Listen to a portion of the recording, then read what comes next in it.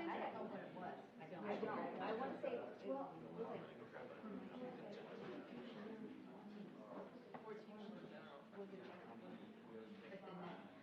we had 16 down there.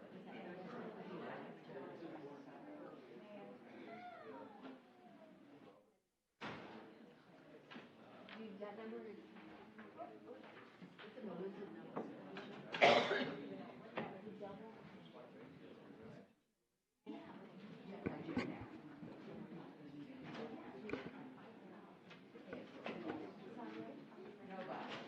very good.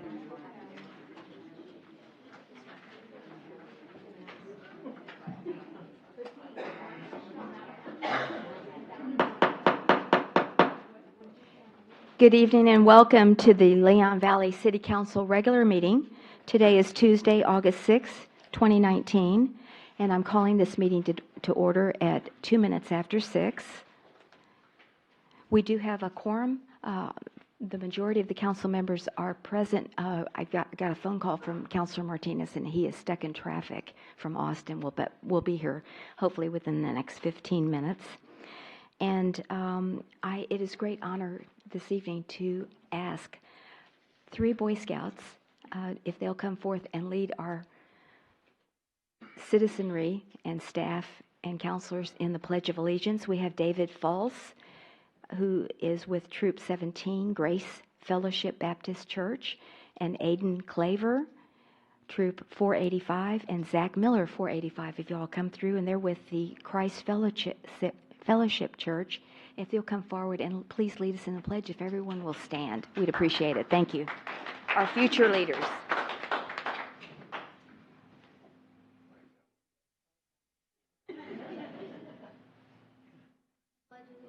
To the flag of the United States of America and to the republic for which it stands, one nation, under God, indivisible, with liberty and justice for all. Very good. Thank you. Really appreciate your leading us today. Before we actually begin our agenda this evening, I was just sharing with City Attorney Denise Frederick. I don't know how many times we've done this, but we've done more moments of silence for tragic losses. And so let's begin this evening with the moment of silence in honor of the dead and wounded and other family members and just the cities in general of El Paso and Dayton, Ohio, with the mass shootings over the weekend.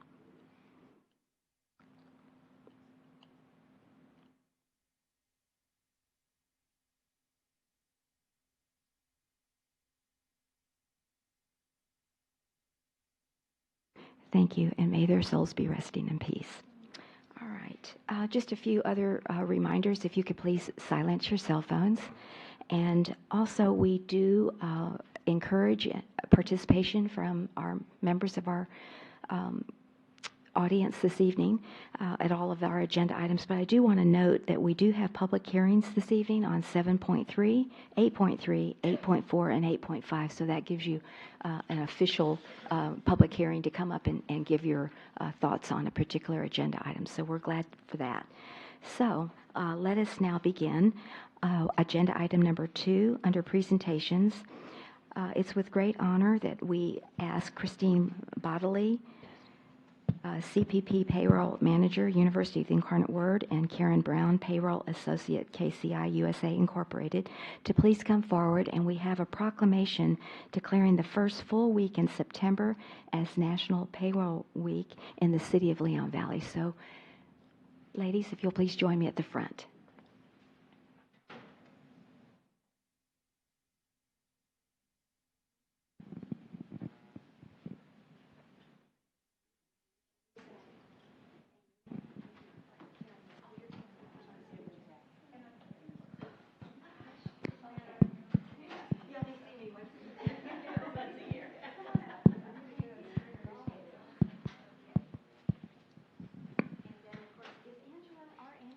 She needs to be here. She's our payroll, and Vicki and Ashley. No, but I mean, it's everybody. It's finance.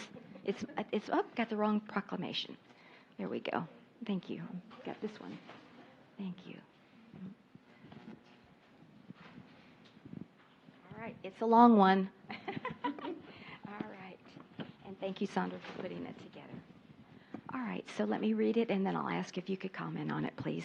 National Payroll Week Proclamation.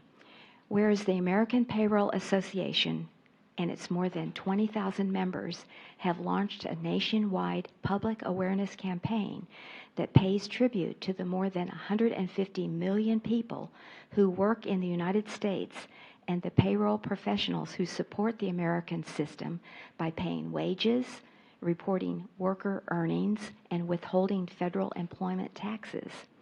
And whereas payroll professionals in Leon Valley play a key role in maintaining the economic health of Leon Valley, carrying out such diverse tasks as paying into the unemployment insurance system, providing information for child support, enforcement, and carrying the tax withholding, reporting, and depositing. And whereas payroll departments collectively spend more than $2.4 trillion annually complying with the myriad of federal and state wage and tax laws, and whereas payroll professionals play an increasingly important role ensuring the economic security of American families by helping to identify non-custodial parents and making sure they comply with their child support mandate.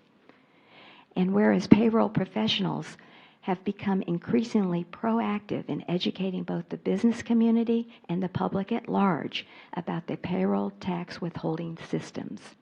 And whereas payroll professionals meet regularly with federal and state tax officials to discuss both improving compliance with government procedures and how compliance can be achieved at less cost to both government and businesses. And whereas the week in which Labor Day falls has been proclaimed National Payroll Week, I hereby give additional support to the efforts of the people who work in Leon Valley, Texas, and the payroll profession by proclaiming the first full week of September Payroll Week in the city of Leon Valley, Texas. Signed by my hand on the 6th day of August, 2019, Mayor Chris Riley. Let's congratulate these women for their efforts in payroll. And please, we'll take a picture today now. We'll take a picture. There she is. Oh, this is Angela. She's our payroll guru. There we go.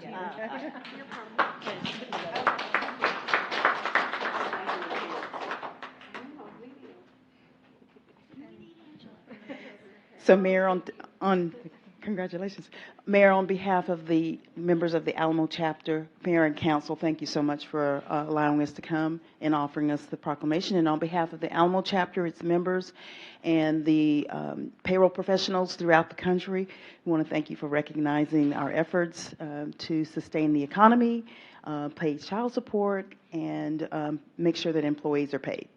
So, thank you. Thank you. Really appreciate it. Anytime. Oh, you're welcome. Anytime. Yes, you bet. Thank you. Yes, same to you. And do I have that second presentation next? Yes. Okay, let me get that. Thank you. Appreciate it. And then Councilor Rodriguez, if you'll please come forward. And let me read I've asked Councilor Rodriguez to please join me. This was her effort to proclaim the second proclamation, the week of July 21st to July 27th, 2019, as Probation Officers Week. And do you have some people that you would like to recognize? Yes. Please come forward.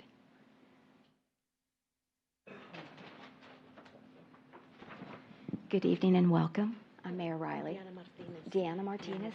Okay, I'll let you introduce yourself. Deanna. Hello, I'm Deanna Martinez. I'm manager with Bexar County Adult Probation. We're also known as Bexar County Community Supervision and Corrections Department. Very good. Yes, ma'am. Please introduce yourself. My name is Mary Helen Lopez. Thank you. And I'm the Assistant Chief for Regional Services. And one of my regions is at the Northwest location here around Leon Valley. My name is Larry Rodriguez, and I'm one of the managers at the Probation Department at the Northwest office. Welcome, Larry. Thank you. And thank you for being here. So let me read the proclamation. Yes, ma'am. Proclamation. I, Chris Riley, as Mayor of the City of Leon Valley, do hereby declare the week of July 21st to the 27th, 2019 as Probation Officer Week in the City of Leon Valley, Texas, and hereby publicly salute the service of probation officers in our community. Signed by my hand this 6th day of August, 2019, Mayor Chris Riley. Let's give them a round of applause for their effort for keeping our community safe. And could you explain what y'all do? Just briefly. Sure. It's a safety issue. isn't Yes, it? ma'am, it is. Probation has been around for years now. One of the things is everyone who is arrested does not go to jail or prison. You know, they'll have their day in court, and the judge will determine whether they will remain in the community or they will be incarcerated. Pretty much a lot of people are given probation, and that's because you have persons they're young, make a poor decision. It's just different for them in regard to maybe some of us and how they grow up. And so the probation office, it's a contract between the judge and the defendant. We call him a defendant, the person that's put on probation.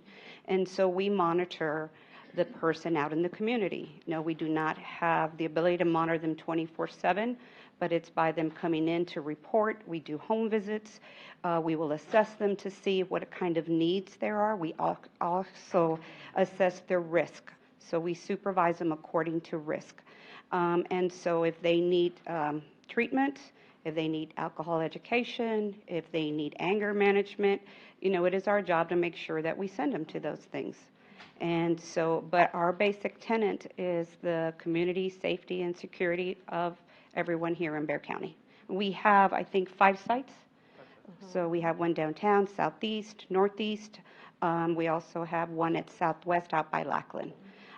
Here in our site, we have about 3,000 people that are on probation. That doesn't mean they all come from Leon Valley, but they all come from the Northwest. No, they don't. There's, Yeah, but but it's the zip code. it's the zip code, Close so to we the see them. And so it's just best practice. We used to just have one office and everybody would go downtown. Best practices that we're engaged in the community, that families feel if they have something they need to share with us, or if a defendant just has a bad day and he needs some support, that, you know, the probation office is close to his home or his work. We want them to be successful. We really do. But if they're not willing to take the help and they're not open and it's just they're not ready, then we take care of that by they go to jail or prison. So it's a middle. We're located at that shopping center at Gilboa and Bandera, in the same area as the JP2 and the auditors, Bexar County auditors, so that's where we're at. Really appreciate it. Thank you so much. One more picture.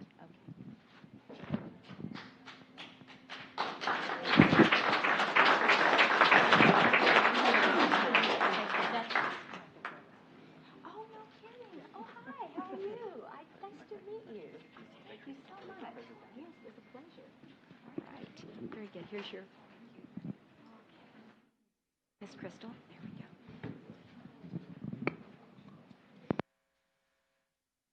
Welcome. I'm glad you got here safe. I know that was a 3 hours. Yeah. Mm-hmm. Right. All right. All right, moving then to presentations number 2.3.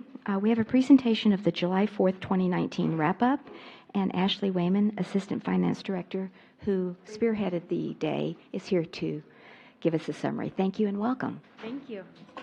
Is this on? All right.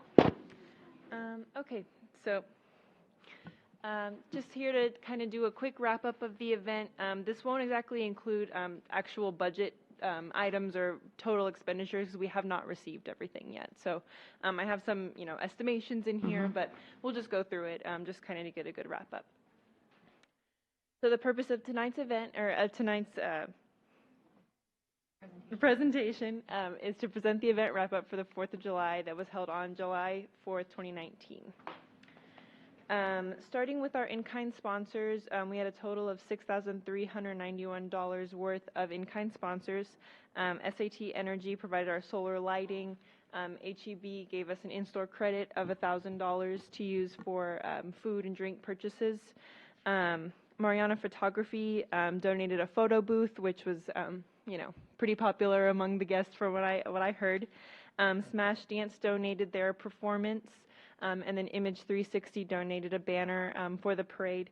I do also want to mention Sunset Northwest Funeral Home donated the big tents for hospitality. So they do that every year, and they just come out and set them up the day before and then come pick them up. So we're always very appreciative of them. Our monetary sponsors for the event, the Leon Valley Economic and Community Development Advisory Committee with $16,250 in sponsorship. We also had Ancira, Leon Valley Storage, Tiger Sanitation, Miracle Body and Paint, Just Smash 'em Lemonade, who was also a vendor, and Randolph Brooks. Some other revenues from the event are wristband sales. We sold 629 wristbands. They were selling for $5 a piece. So kind of after backing out sales tax, about $2,900 there. Beverage sales, we sold 1,382 waters and sodas, $1,277 after sales tax. The Historical Society did their beer booth, and then after all their expenses, split the proceeds with us for allowing them to sell there at the event. So that was about $1,300. And then for our booth and truck rentals for our vendors, $4,400 for a total of $9,927. So the expenditures for the event, as of today, are still $67,266. We are waiting for some pretty large invoices still, so this is definitely not complete. As of now, park setup was about almost $23,000. The entertainment about $18,000.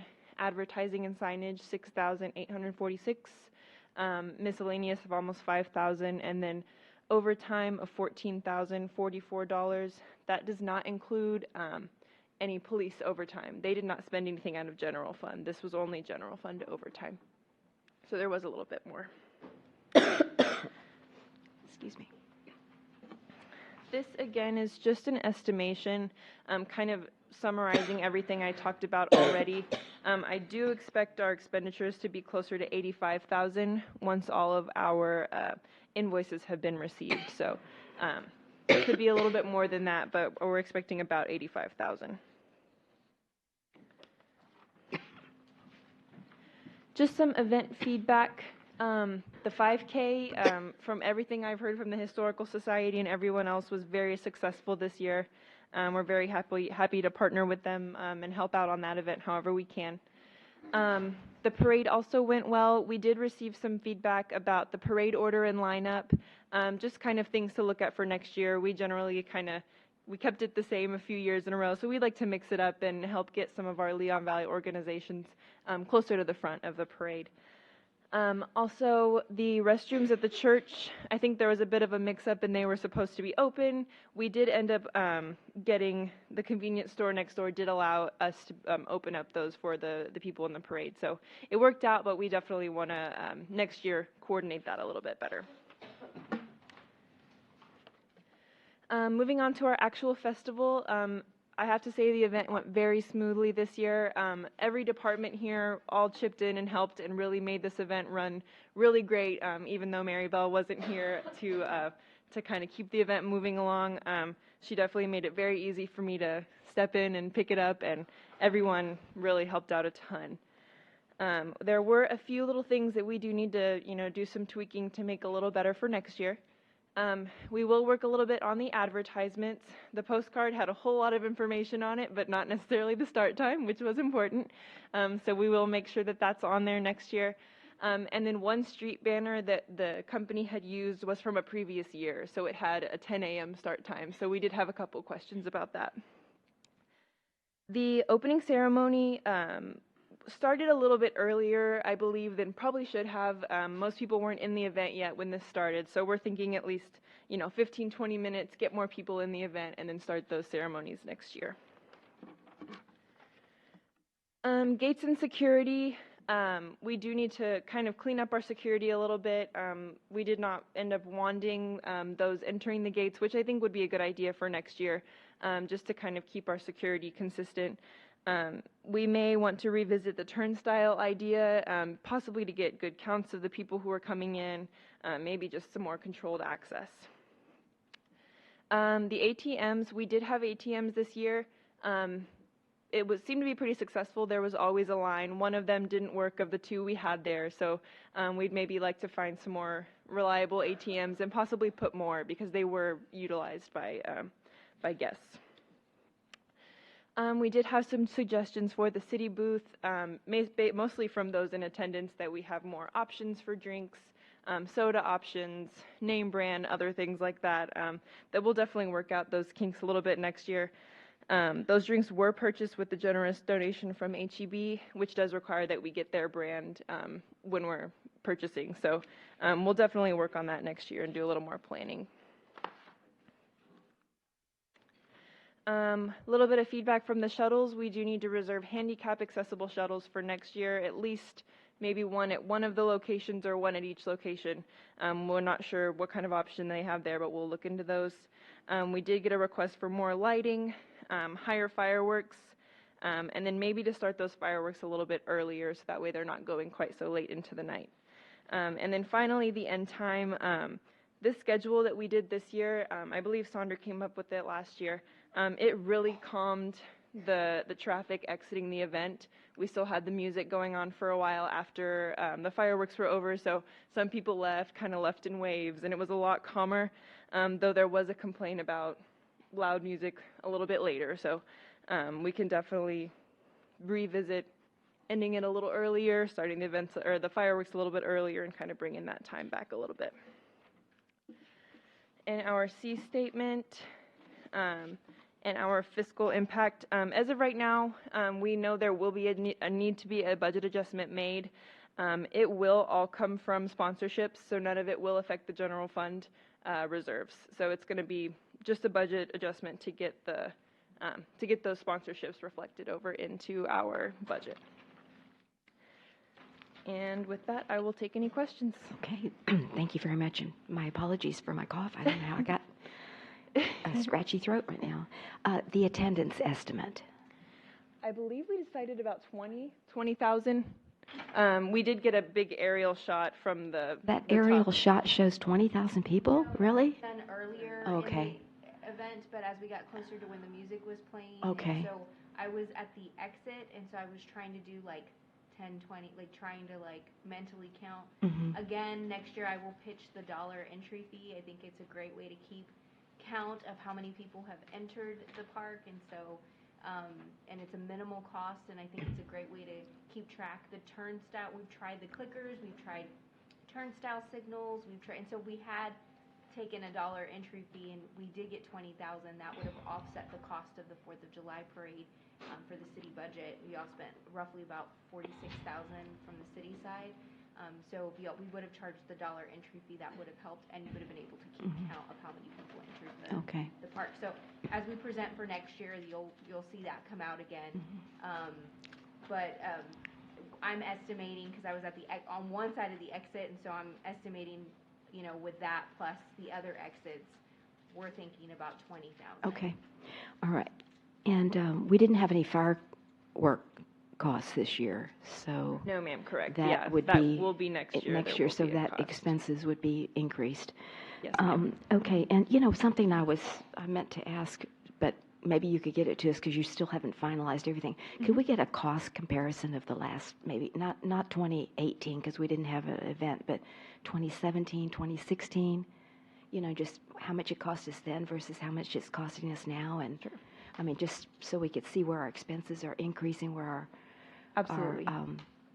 revenue is increasing. Right. And I was also thinking of, maybe sending a letter early to a mass letter to the businesses of Leon Valley early to see if they want to sponsor for Okay. next year, just to see, plant We that can get seed. some more sponsors in So, earlier. just an idea. So Okay. that does offset the cost of the event. Absolutely. Okay. I will work on that, the year to year, and maybe give it to Mary Belle Okay. for the next, when she does the actual I appreciate budget. it. I don't know. I'm just curious as to see. It seems like it's going up to me from when we first started, and Right. I just wanted to verify that. Yes, ma'am. Okay. Yes. So questions? Yes, Councilor Martinez.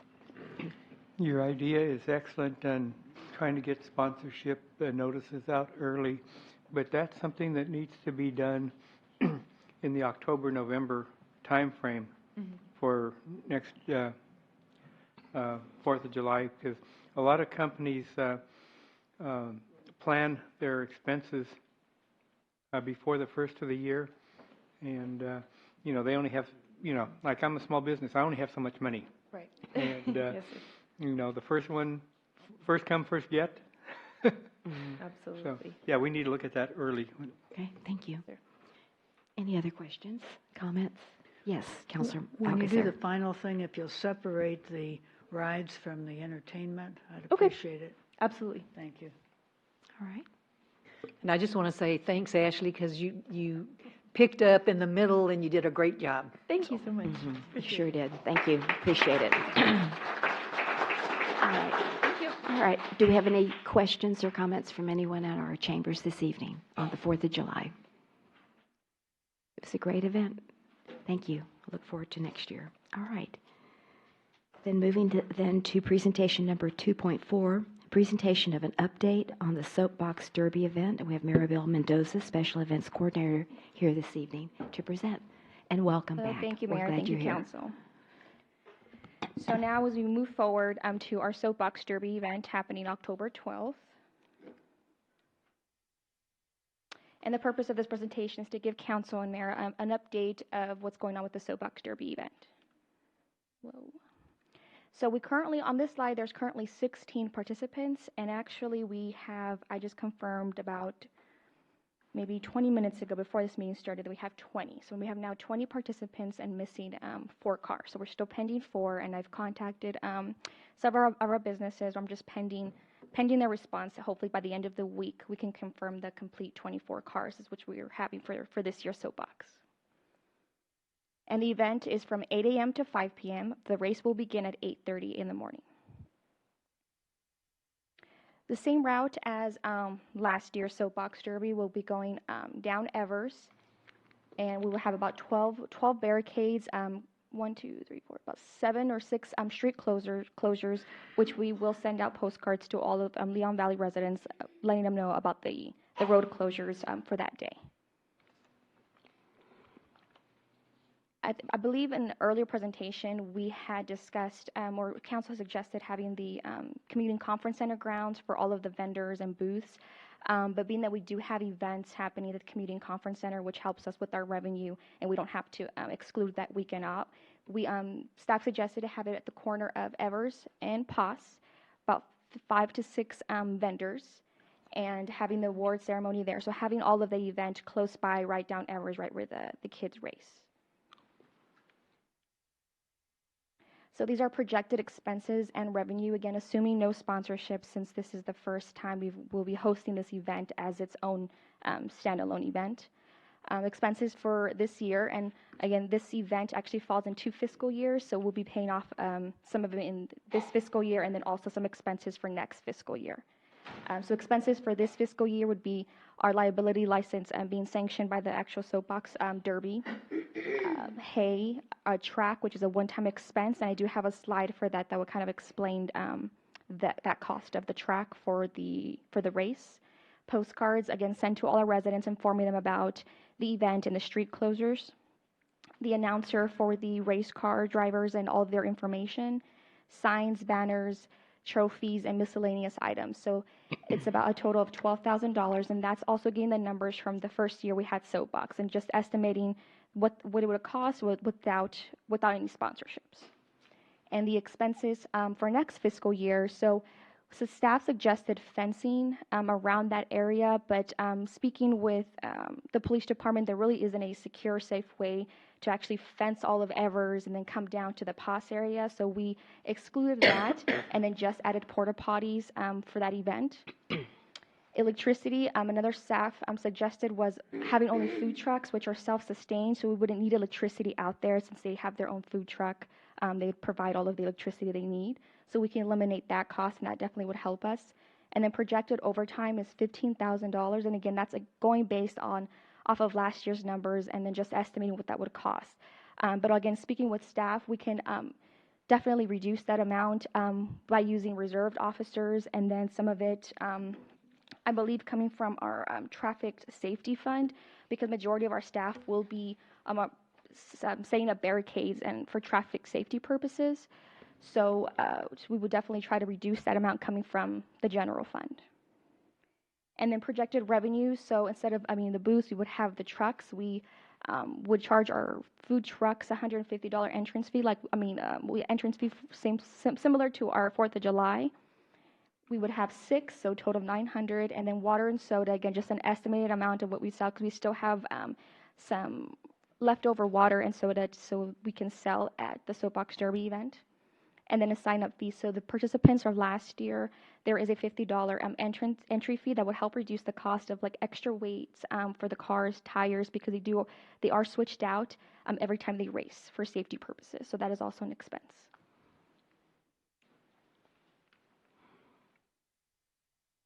And this is the track. So there's a couple of options for the track down Evers. I know last year we had hay that went all the way down Evers, or I believe more than halfway down Evers, and we ended up paying for the hay because it was just rented. We didn't purchase the hay. Now to rent the hay, it would cost around $2,000, and again, it'd be rented, hoping that it doesn't rain and we don't have to pay for that expense.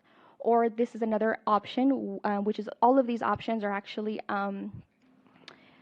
showcased in the Soapbox Derby Association safety guides. So they suggest hay. They also suggest PVC piping, 4 inches to 6 inches, depending on what the city would like. This is the most cost-effective way, according to what the Soapbox Derby Association claims. And this one is a one-time expense, and then every year it's just maintenance if anything's damaged. And Public Works helped me estimate this out, and it's around $5,000 to get this track from where we need it down Evers. And again, one-time expense, but it will, we would just pay any type of maintenance fee it requires, if anything. There's also cones. We can put cones all down Evers. That would be either, if we rent those out, it's close to $3,000 to rent out the cones that we need for Evers Road, both sides. So staff recommended doing the PVC piping be ours. We keep it, one-time expense. Next year, hopefully, if there isn't any damage or much damage, it'd be a small expense. And then with the hay, we only need a small amount of hay just for the finish line to show where the line ends, but not necessarily to go all the way down Evers. So that would be a small expense on hay, and that'd be every year, because I know we don't, want to purchase it, being that sometimes you'll have snakes or rats accumulate in there, and we don't want to have to keep it stored somewhere for years to come. And the sandbags would be just from Public Works, is something we already have, so it wouldn't be an expense. And Maribel, is that track from, let's see, Evers and Huebner all the way down to... Not all the way from Huebner and Evers. It's Okay. mostly where if I'm not mistaken, right where we line up for the parade. That Okay, parade. so by the convenience store. Correct. Yeah, From right there there. all the at the way down, if I'm not church. mistaken, Okay, yes, so ma'am. it's not all the way to Not all the Huebner, way up down, yes, ma'am. but still on both sides Correct. to keep the cars in line. Correct, yes, ma'am. Basically. Mhm. Okay. And our current monetary sponsors so far, we have Leon Valley, the Economic and Community Development Advisory Committee. We have Miracle Body and Paint, and then HEB just received that this morning, has also helped out. And I do have other pending sponsors, but I didn't want to say yes yet since they haven't given me a confirmation. But there are about 5 to 6 other sponsors that I'm waiting on confirmation to help us with the Soapbox Derby.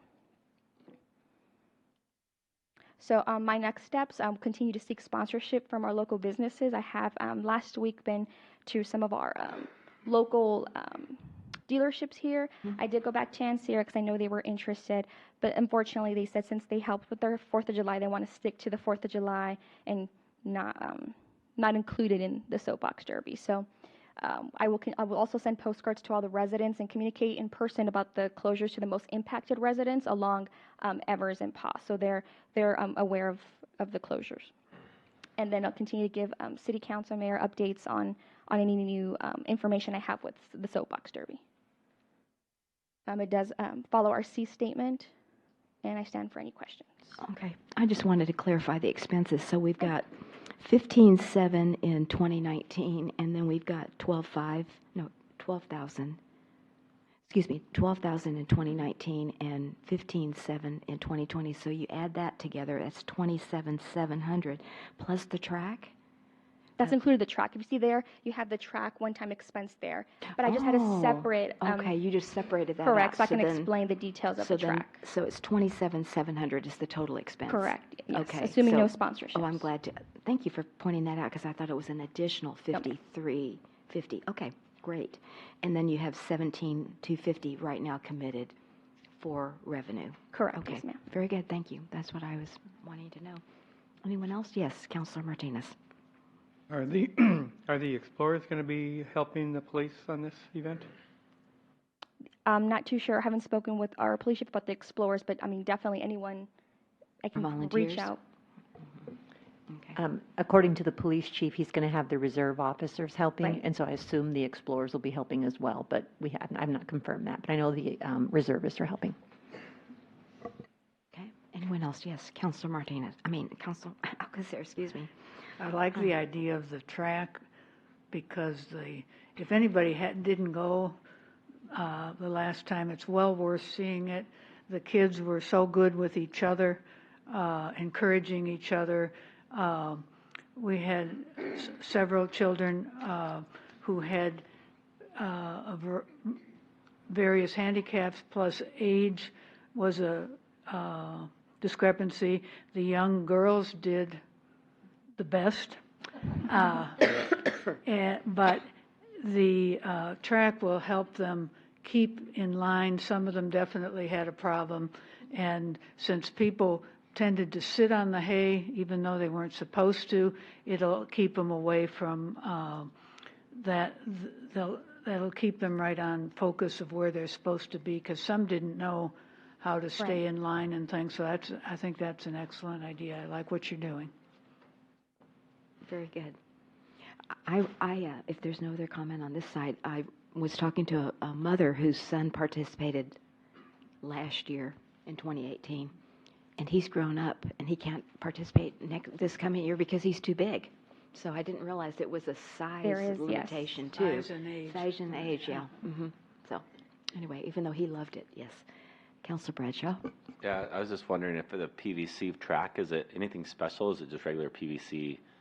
You said 4 to 6 inches or something like that? Regular PVC. Oh, have we approached like a Home Depot or Lowe's or anybody to see if they'd sponsor? Yes, so our Public Works Supervisor, Michael Tristan, has actually contacted a company that they work with to see if they would help with the cost, or if not sponsor it. So we're still working on that aspect, so hoping to get a response by the end of this week, because I know it's definitely crunch time to get all this going. Thank you. Yes, sir. It's a good idea. So I think the point is this probably is worst case scenario, because we're assuming no sponsorships, we're assuming Correct. there's Yes. Okay. All right, thank you. If there's no other questions from the dais, is there any questions from our participants here in the chambers? I just have one Yes. clarification, because at the last council meeting, council requested that we look at merging like music in the park with the soapbox derby. We tried to do so, but both centers were rented for this time. Okay. So if council wants to add music to this event and relocate the vendors into the Veterans Park area, and do entertainment, then we would have to have a line item for entertainment and probably more booths at the Veterans Park if council wants to merge those two events. But we tried to get music for this event, like maybe something to happen during intermission to play in the street while the kids are changing out. And so Maribel's still looking at maybe like a free band, like, school band or. I'm in contact with John Marshall right now to see if they're going to have enough of their team to help with this event, since they're going to be in competition and football games. Right, And, exactly. right. But I just wanted y'all to know that we followed up and we took a look at it. But if that's something y'all want to do for next fiscal year or next soapbox derby in F21, then that's just something that y'all would have to budget for. Okay, all right. Any comments on that? Okay. Thank you. It's a full day Yes, it is. already. Thank you. Really appreciate your efforts, Maribel. Thank you. Moving then to agenda item number 3, our city manager's report. Ms. Kinsler? Yes, good evening. Thank you, Mayor. This should be pretty brief. Denise and I both signed the interlocal agreement for the halt gate system. I hope you remember that. It's the one from Bexar County that I've been working on for like 3 years now, remember? It's gone through. So it's signed on our end. They're free gates so that if a street's flooding, the gate will automatically come down it's an automatic gate, and the fire department doesn't have to go and construct those or put the barricades up. What's happening right now with Bear County is they're looking at putting on the September 3rd Commissioners Court agenda for approval, and they're hoping it'll be signed then, and then we can start with the installation of the halt gates. So that was a long process, but we're seeing some sunshine here at the end. CPS is having a Suburban City Summit this Friday. Melinda, Mr. Dimmeline, and Xavier Antu will be attending on behalf of the City of Leon Valley. I want to thank Lieutenant David Anderson. I don't think he's around, but we just did a calculation last week, and he has acquired over $237,000 worth of equipment for the police and the fire department from the Department of Defense. This is a program where the Department of Defense has their excess inventory and is basically handed out to other government agencies. And Lieutenant Anderson did this while he was working for the city of San Antonio.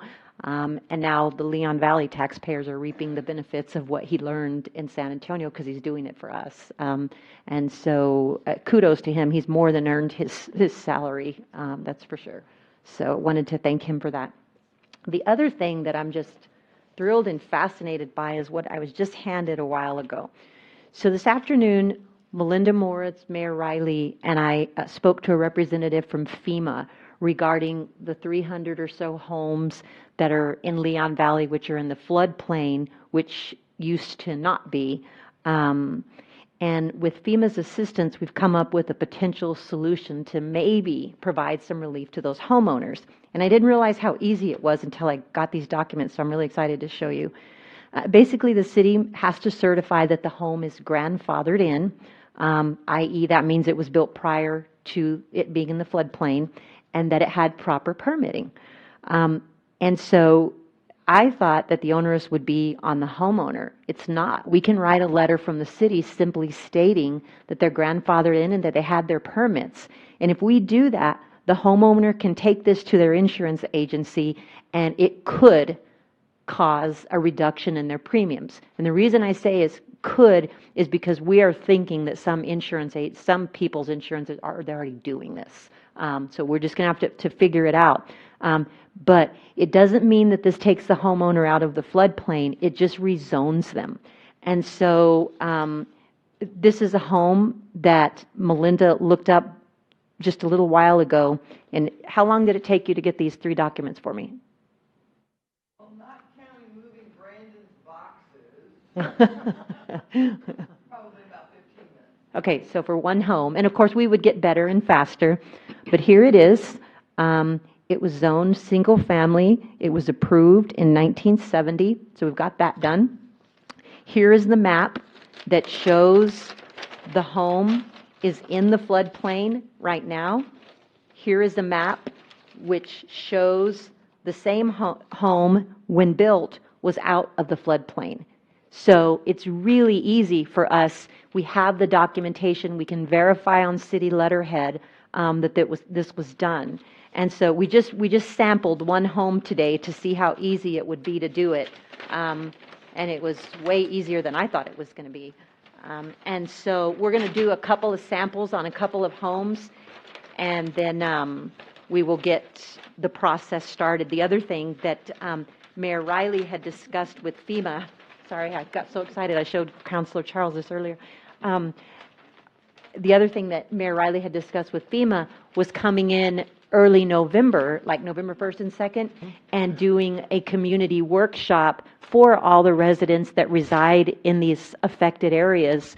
We're going to try to start tackling them one by one, but we can do a workshop letting them know that, there is a possibility that you could save on your homeowner's insurance. It's not going to take them down, the rate down to the amount that it would take them down to if they were out of the floodplain, but it'll help them some.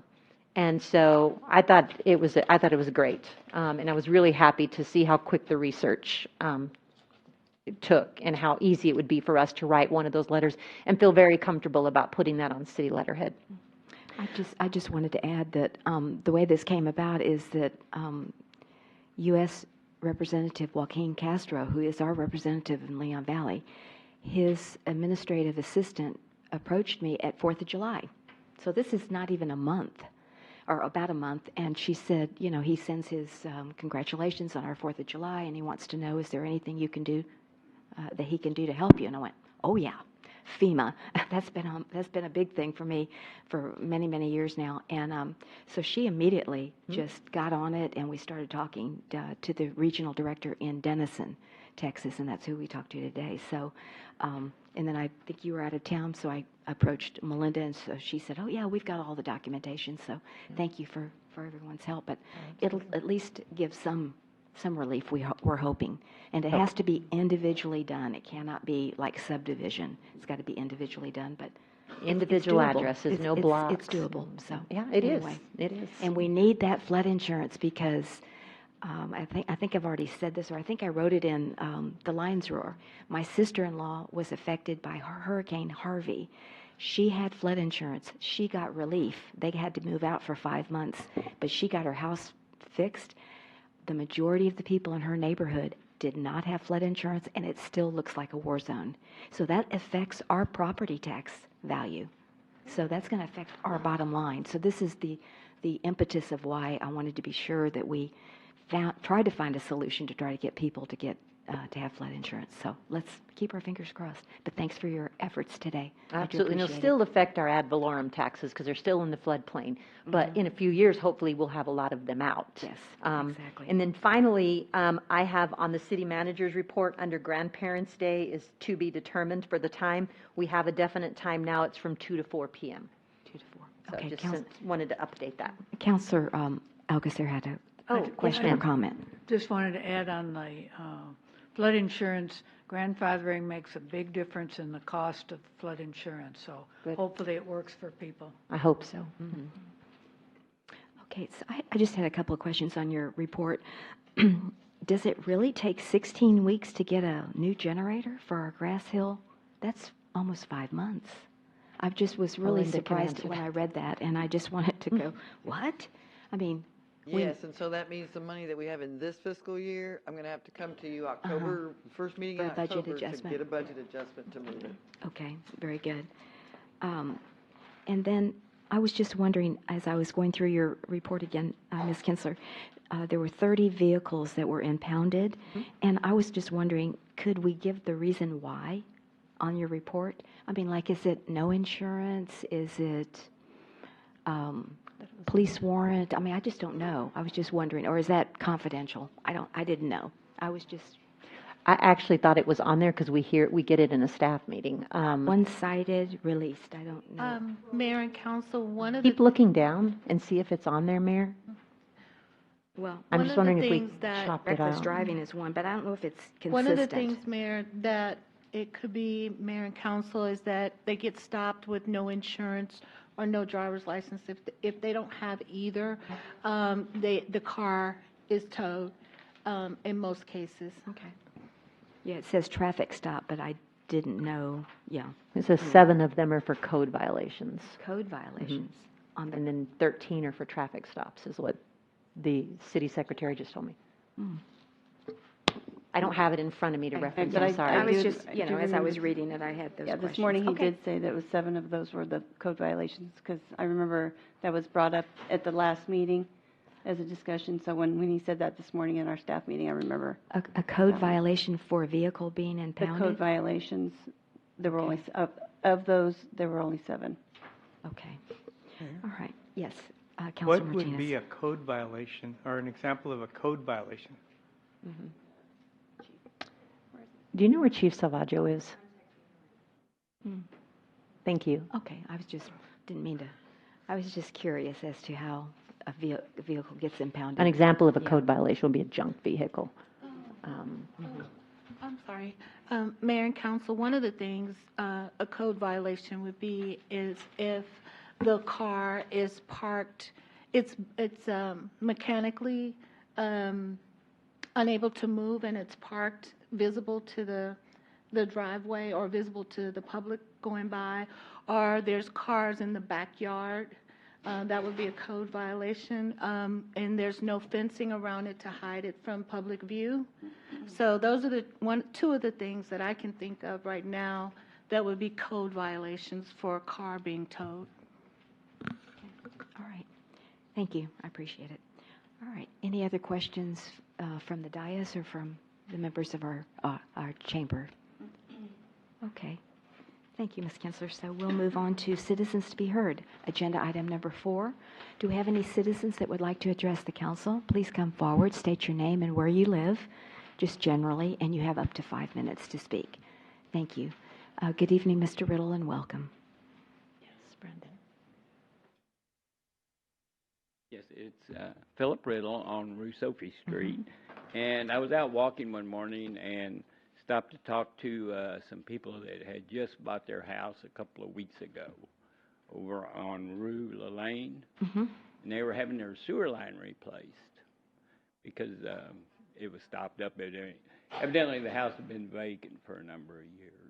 And they really talked up the public works group that came out there, tore out the sidewalk, and gave their plumbers access into the sewer system. They said it saved them a lot of money because our public works came out there and helped. So I just wanted to mention that in case anybody in public works is up for a raise. Oh, no. Okay, thank you, Philip. Do appreciate it. All right, anyone else? I believe also when you're ready, Chief Salvaggio is there, ready to answer your question. Good evening, Kim, and welcome. Kim Crawford, 7007 Forestmont. I've been working evenings, so I apologize if this has already been addressed, but we recently got that animal survey in the line drawer, and I want to ask you, City Manager, when and how are we going to get the results of that? We actually have a box full of them sitting in my office, and we have not started on the results yet, compiling the results yet, but we will do that. Do you know about when? I know there's a lot going on. When was the deadline for those? I'd have to go get the lines roar and look at it, because they're still trickling in. Oh, I still have I a turned them few. in at the front desk on the day it was due, so it was about a month ago, I think. Let me take a peek. Yeah, I know we're still having some coming late, and I hate to not, we want to include everybody. Yeah. This is not the right one. Is this the newest one? Yeah. It's not, it's in the one before that one. Yeah. Okay. I'll tell you what we'll do is we'll get a calculation by the end of August and attempt to get the results out to council in September. How does that sound? Great. Okay, I'll make a note of that. Thank you for asking. Thank you. Any other citizens that would like to be heard at Citizens to be Heard?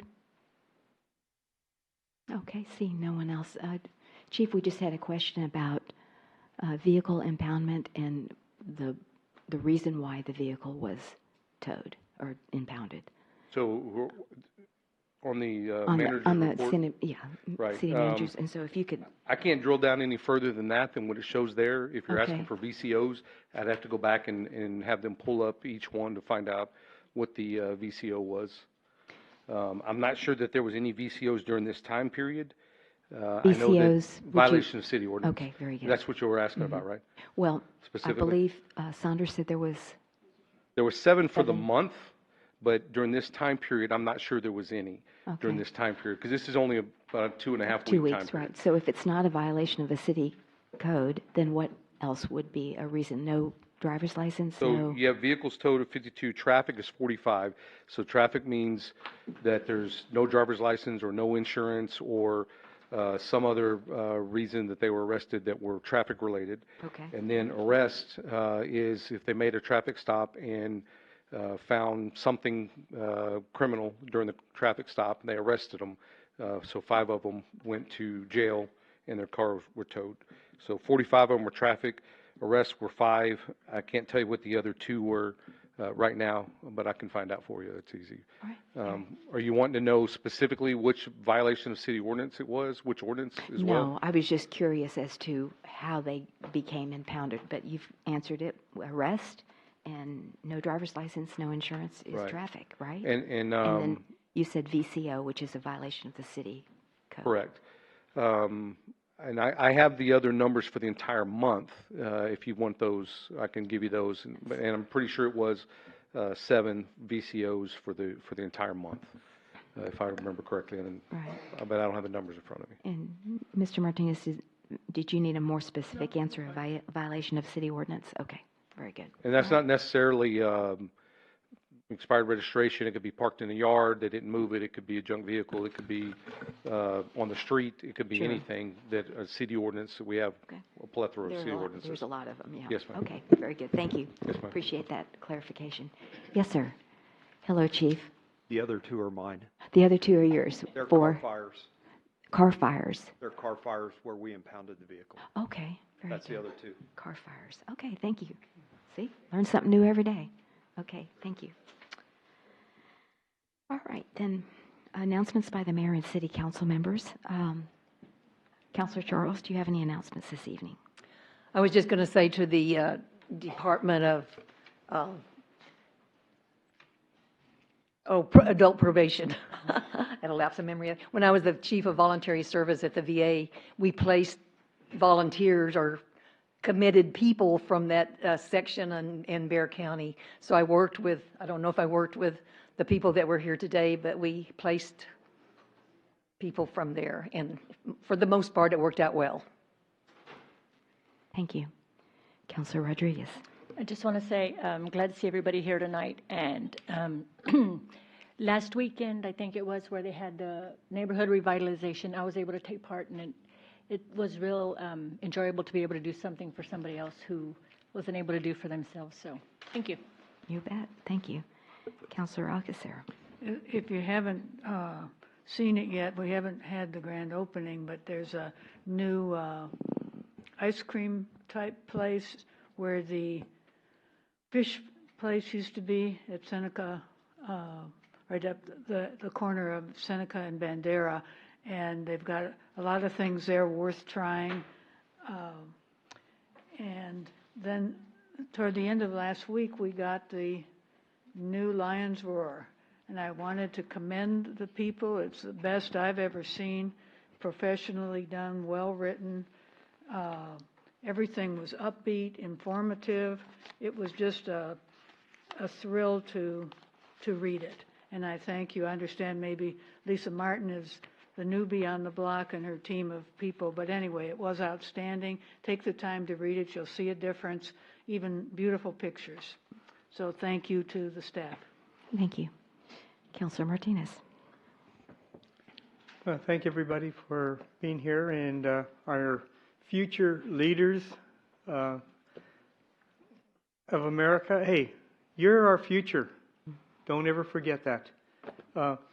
I'm sorry for being late today. It's very, very, in the 5 years I've been on council, it's very, very, very, very unusual that I'm ever late. But I was working up in Austin.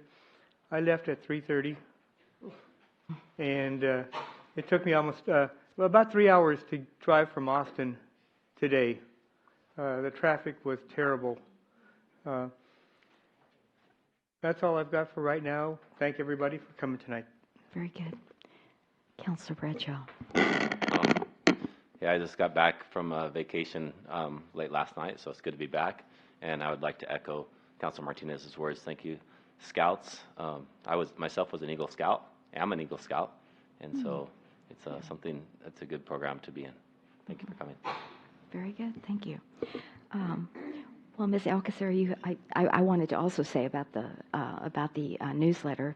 I thought it was excellent, plus all those colorful pictures. But I did want to add that I had written a little article on the 312 hearing process. It was not able to get in there because of a lot of different issues, but we finally got it finalized, and I would like it to be published. I don't know if we can publish it on, where's Maribel? Mayor, E-News, we can put it or, in the, you know what I'm saying? I'd like oh, to, I was saying because we can it's put it in timely. the next Lions Roar. Well, I would like it update to be timely because people are asking me, they don't understand what's going on, and I think it's a short, sweet, factual synopsis that was approved by Ryan Henry. So I would like to work with the staff on publishing it on E-News, or I don't. Maribel said that there was someplace online that we could put something. So okay, but I'll work with you on it, and I just need to update a little. I think just the attorney fees. That's the only thing I need to update. So okay, great. But I did thought it was an excellent article, news whole newspaper. I wanted to thank all the people that came to the coffee with the mayor. It was here, and I thought, oh, nobody's going to show up because it was a, different weekend and it was a different place. But I don't know, y'all. It was wonderful. It was like maybe 65 or 70 people, and we heard a lot of code issues. That was I would say, the centerpiece of the concerns. We also had a Peachtree lot discussion. It's never happened in all of our clicking of the clickers. It was a tie between this plan or this plan. So I don't know what we're going to do, but it was just a very civil, positive meeting, and I wanted to thank everybody that came. National Night Out, I believe, Ms. Kinsler, is Tuesday, October the 1st, which conflicts with our council meeting, and I was wondering if we would move our council meeting to that Monday, September 30th, and keep to the National Night Out. Chief, is National Night Out, it's usually the first Tuesday, so I just wanted to, so I was going through the calendar, I wanted to bring that to our attention.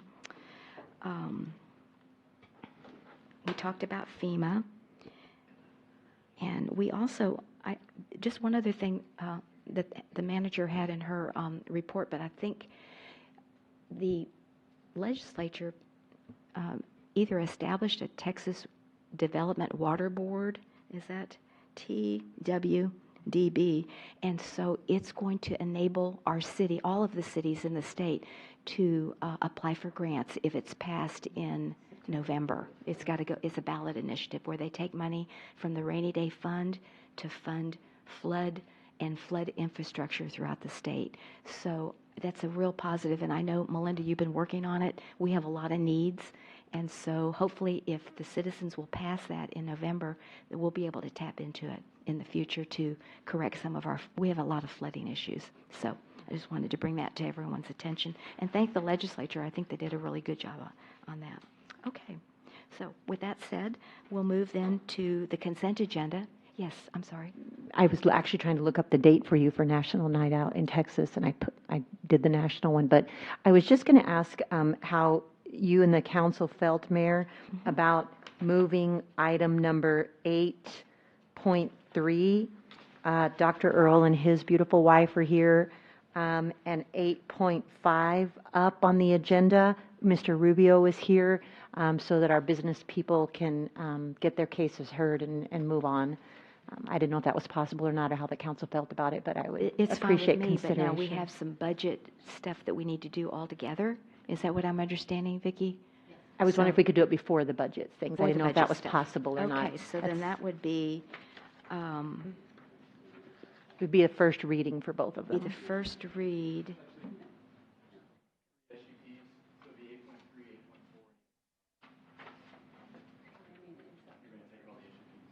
Oh, it is. Okay. Oh, the third business owner. I'm sorry. Okay, my apologies. I didn't see the third business. Okay. With the there you are. With Hi. with the budget items that we need to take in order, then where would we put these three items? I was wondering if we could put them at the beginning after the consent agenda. Oh, after the consent agenda. Yes, ma'am. Before the second reads. Okay. If that's possible, and if the council sees it as appropriate. Any objections to moving 8.3, 8.4, and 8.5 right after the consent agenda? Okay, seeing no objection, then we'll go ahead and move it up so y'all can get back to your, thank you. Really appreciate that consideration. Thank you for your consideration. Mayor, may I get clarification? October 1st is National Night Out. You wanted to move, was there a consensus to move the September council meeting 30th. to the 30th, which is That's Monday? what we've been doing year after year after year, and I just realized that it's upon us. And I think in the Lion's Roar, I had reached out to the citizens to say, if you want a National Night Out party, which is really a great way to bring your neighbors together and meet your council and your chief of police and fire and everyone else that comes by. But I think I said it was October 1st. It is October We just 1st. verified it. It is Anyway, I believe I October said it 1st. was October 1st. So that conflicts with our city council meeting. What we've done in the past, we've moved the council meeting to the night before that Monday night. So I was wondering if there was a consensus to go ahead and keep that schedule. If that's all right I with don't have y'all. a problem with it. Okay, 6 very p.m. good. or 5:30? I'm sorry? 6 p.m. or 5:30? Well, I would just say 6 p.m., as we normally just do. wanna- on September 30th. be It would be Monday. our regular council meeting, then we'd have National Night Out on that Tuesday, October 1st. Okay, great. Thank you. All right, so then let's move to the consent agenda. Is there anyone on the dais that would like to remove consent agenda item 1, 2, or 3 for discussion? Mayor, I move that we approve it as presented. Very good. Second. All right, we have a motion by Mayor Pro Tem Alcacer and a second by Councilor Charles to approve the consent agenda items 6.1, 2, and 3. All those in favor say aye. Aye. Any opposed? The motion does carry. As per the consensus of the council and the suggestion of our city manager, we will now move to regular agenda 8.3, and I will ask Ms. Posley to please read that ordinance.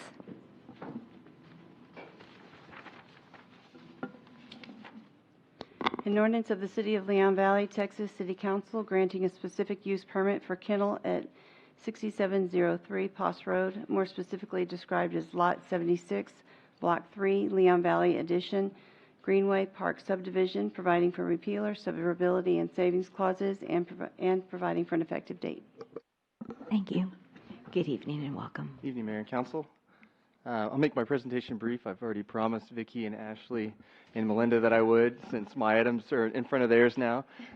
So this is the first of 3 specific use permit requests.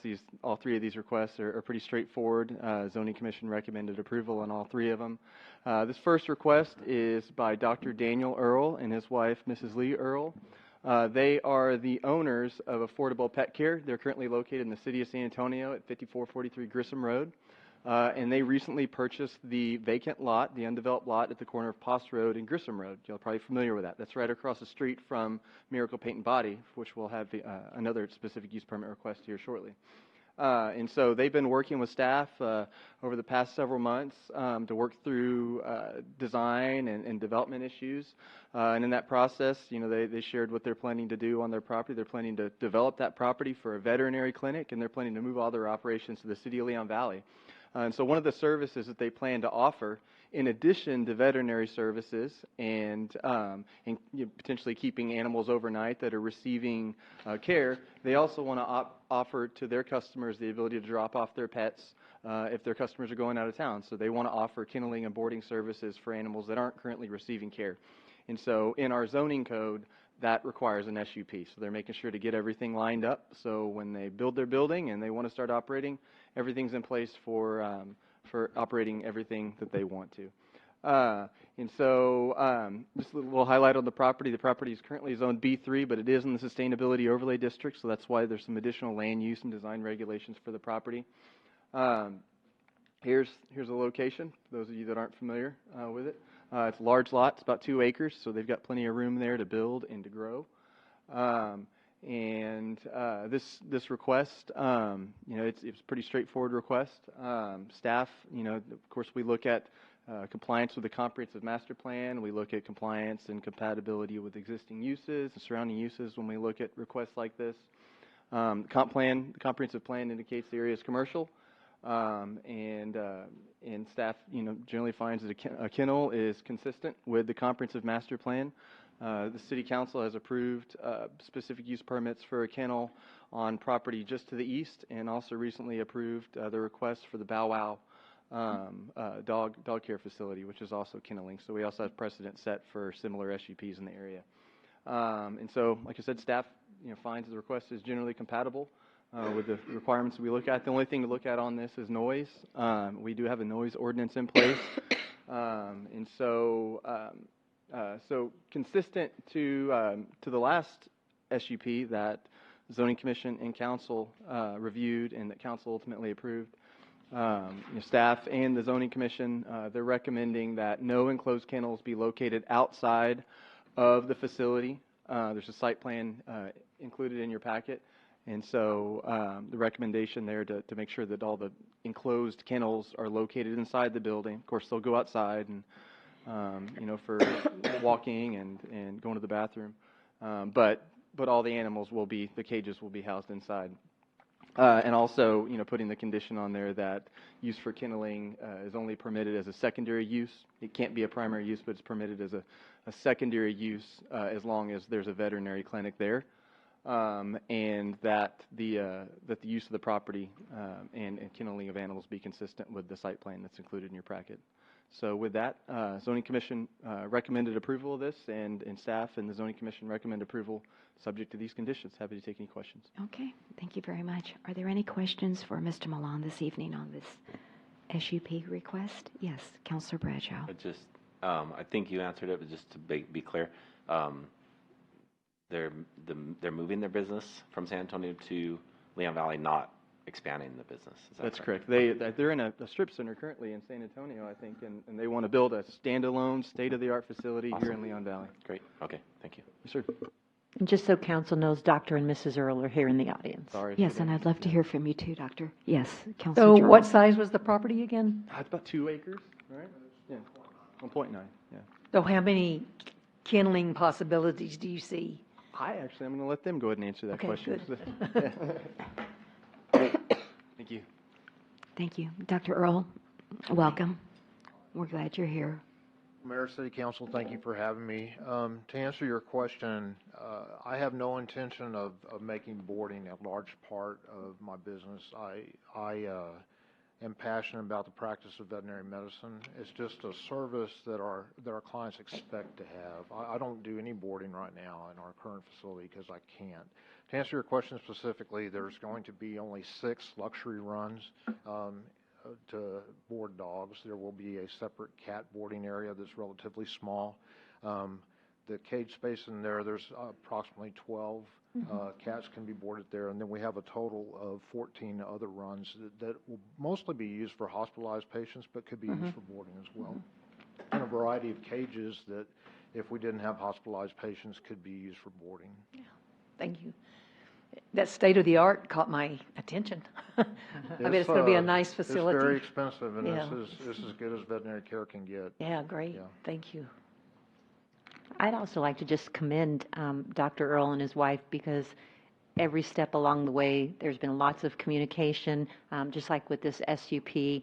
The boarding is not their primary, it's not primarily what they're going to do, but they're making certain that they're crossing their T's and dotting their I's so that they have a legitimate, well-run business, and they've done a great job. And especially, it's hard to deal with the sustainability overlay district. We've had trouble repeatedly with that, and they've hung in there, and they've stuck with it, and they've done a great job. And so, thank you very much. Thank your staff and Brandon for helping us too. Absolutely. It's been a pleasure working with you all. And how many years have you been in business? This is my 30th year to be Wow, practicing. very good. The practice itself was established before I got there in 1985. Okay, excellent. So you bought an existing practice? I did. Okay, very good. I did.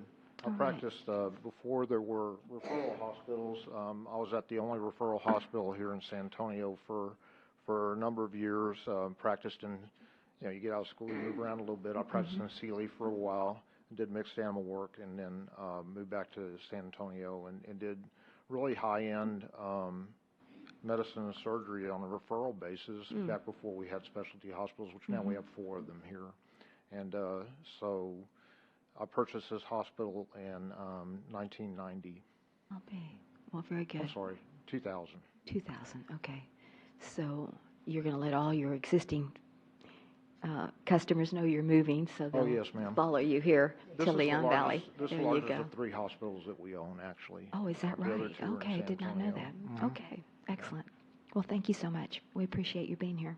Yes, Councilor. Yeah, well, yes, I appreciate you, because you're not coming very far, barely a mile. Right down the road. And I was at the zoning commission when you presented, and I really appreciated the time you took to answer the questions and deal with everything that was done. And all throughout, you remained so calm. It was very nice to see, appreciate your being here. Thank you. Oh, well, thank you.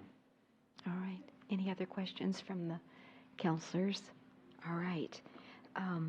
We do have a public hearing on this SUP, so let's open it now at about 7:16. And this gives our citizens an opportunity to ask any question on this facility, potential facility that'll be going at Poss and Grissom. Are there any questions that you'd like to address or comments on the public hearing? See, you answered them all. Okay. All right. Seeing no one, then I'll just close the public hearing at 7:16. And Dr. Earl, we can't take any action this evening because we are a home rules chartered city, and so we'll take it at the next meeting. We need 2 reads. So usually I'll say, and we'll stand in line for a motion, but we can't do that yet.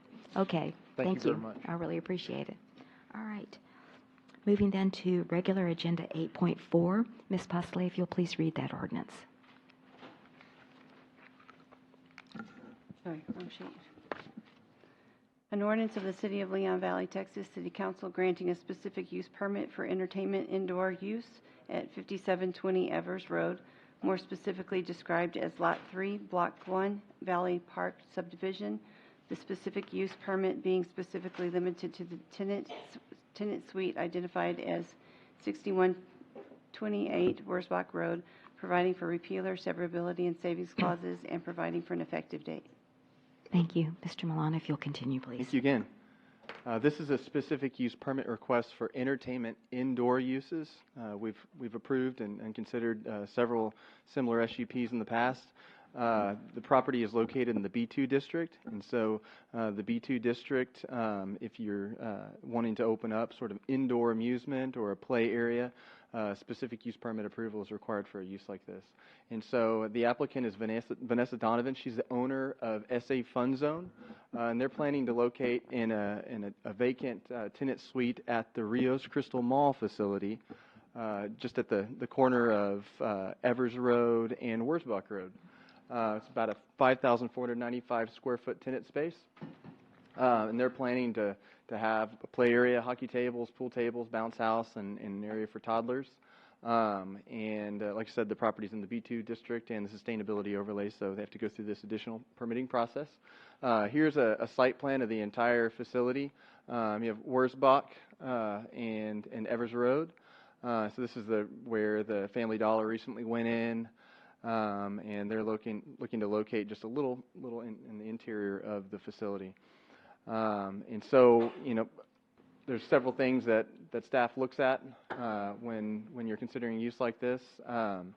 Again, we have to look at traffic, we have to look at noise, you have to look at parking. Those are some of the primary reasons that we do a specific use permit. Specific use permitting process acknowledges that from a high-level land use perspective, this isn't a land use that is strictly prohibited. However, there may be some additional issues that we need to look at and fine-tune through the zoning process. So that's why we do specific use permits on some types of land use. And so staff looked at those things, looked at traffic impact. We have an existing shopping facility that was designed for multiple tenants, high traffic impact. This shopping facility has numerous parking spaces, so staff does not have any concerns from a traffic impact or a parking perspective.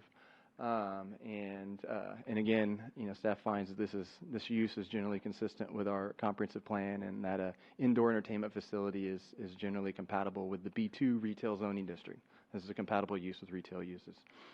So the Zoning Commission considered this request at their last meeting, and they recommended approval of this request to the council. So with that, staff recommends approval, Zoning Commission recommended approval, and Zoning Commission recommended approval with the condition that the specific use permit be limited to that 5,495 square foot space illustrated on the site plan.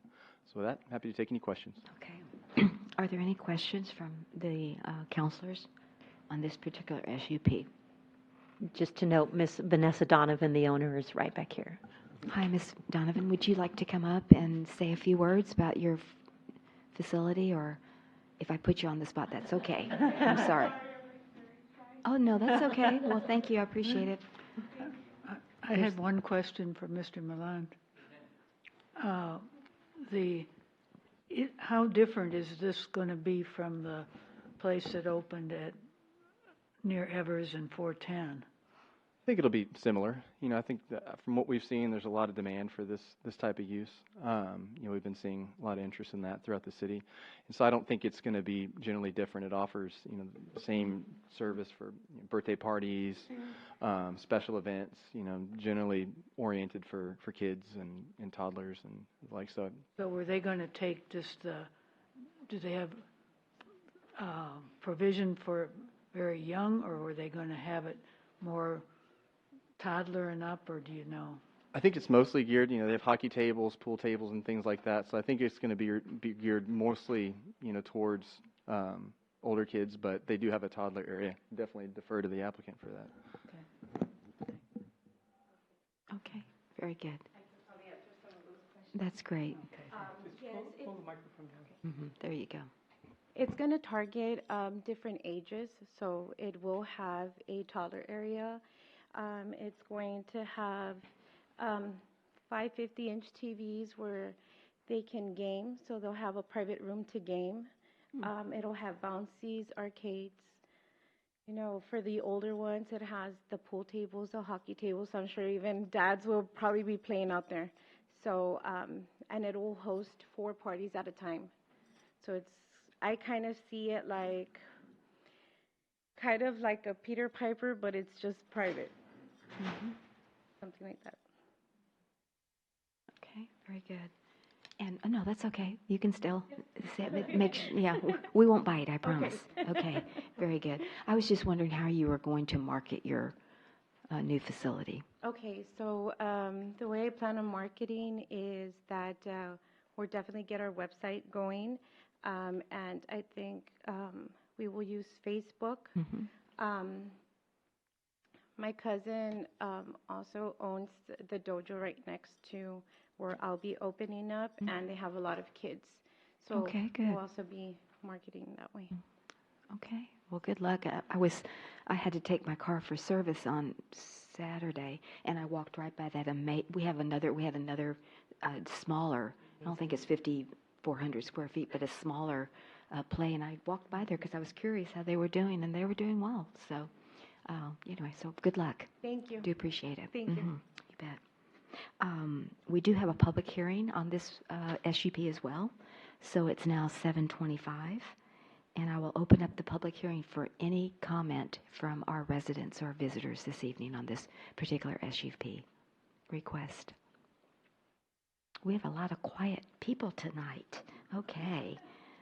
Well, then I will close the public hearing, and we will, again, Ms. Donovan, take this up at the next City Council meeting for final approval. Thank you very much for being here. We do appreciate it. Moving then to agenda item number 8.5. Ms. Bosley, if you'll please read the ordinance. An ordinance of the City of Leon Valley, Texas City Council granting a specific use permit for outside storage at 6217 Grissom Road and 6645 Poss Road and 6655 Poss Road, more specifically described as lots 63, 64, and 65, Block 3, Leon Valley Addition Greenway Park Subdivision, providing repealer, severability, and savings clauses, and providing for an effective date. Thank you. All right, Mr. Milan, if Thank you you'll again, Mayor and Council. continue. It's our last specific use permit request for the evening. This is a request by Mr. Manuel Rubio, owner of Miracle Body and Paint, for approval of a specific use permit for outside storage. I'm going to go ahead and just start off with a little bit of history on the project. Mr. Rubio has, and I'll go ahead and jump to my map here. Mr. Rubio originally opened up Miracle Body and Paint on lot 6 of what's labeled as lot 64 here at the corner of Poss Road and Grissom Road. He originally opened up his facility in 2009. And at that point in time, the property was located, it was in the B3 district, the B3 commercial zoning district, which it still is today, and that was the only zoning that applied to the property at that time. And so at that point in time, auto body paint and repair was allowed, within that zoning district. And then shortly after Mr. Rubio opened up his facilities, the city adopted and applied the Sustainability Overlay District. And so as we know, the Sustainability Overlay District has additional standards for design, development, and also has additional standards for different kinds of land uses. And so when the Sustainability Overlay District was applied, that took away the ability to operate auto body and repair services. And so that didn't mean that he couldn't keep operating. That just meant that he couldn't expand. He could keep operating as is. And so a few years later, Mr. Rubio purchased Lot 64 here and anticipated purchasing the lot across the street. And so at that point in time, he requested to be removed from the Sustainability Overlay District and to be placed in the Commercial Industrial Overlay District, which when combined with a B3 zoning, would allow for an auto body and a repair facility.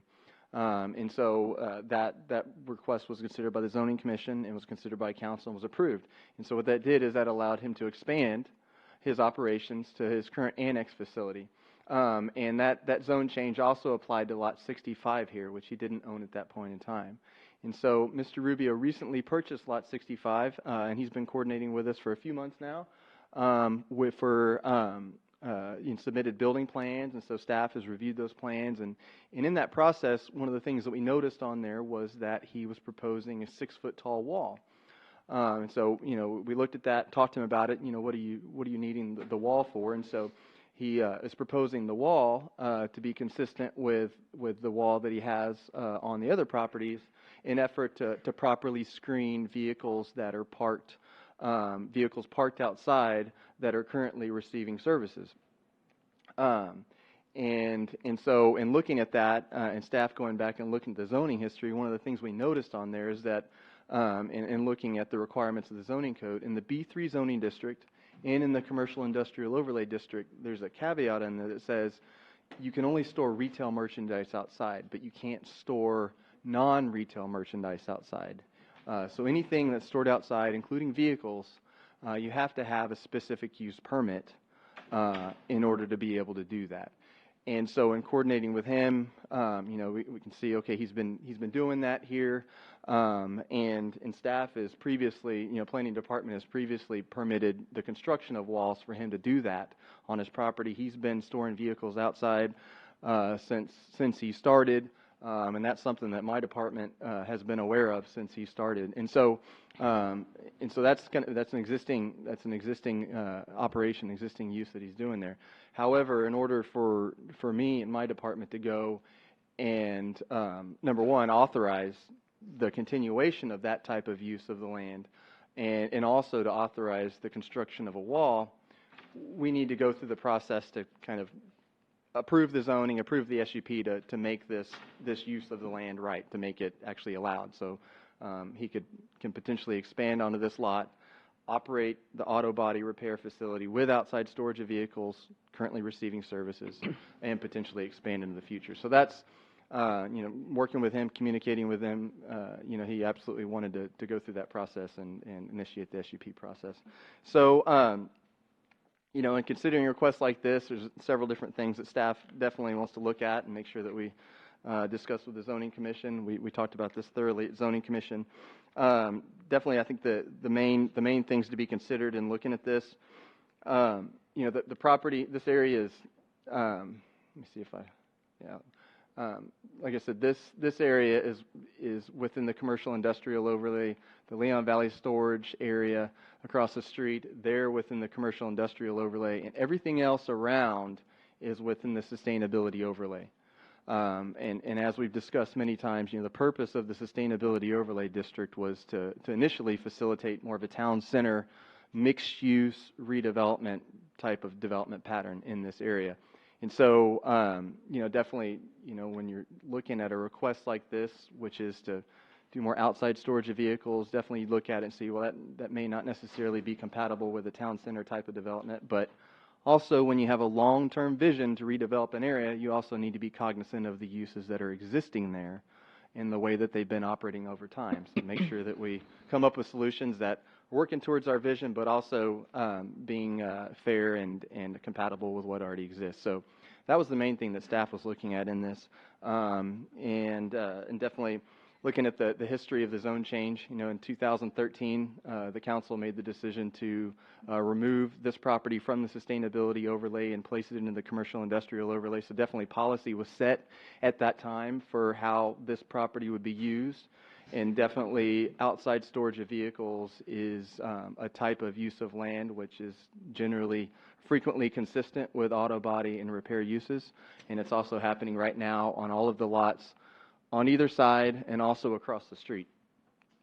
So what's being requested is currently operating all around the property.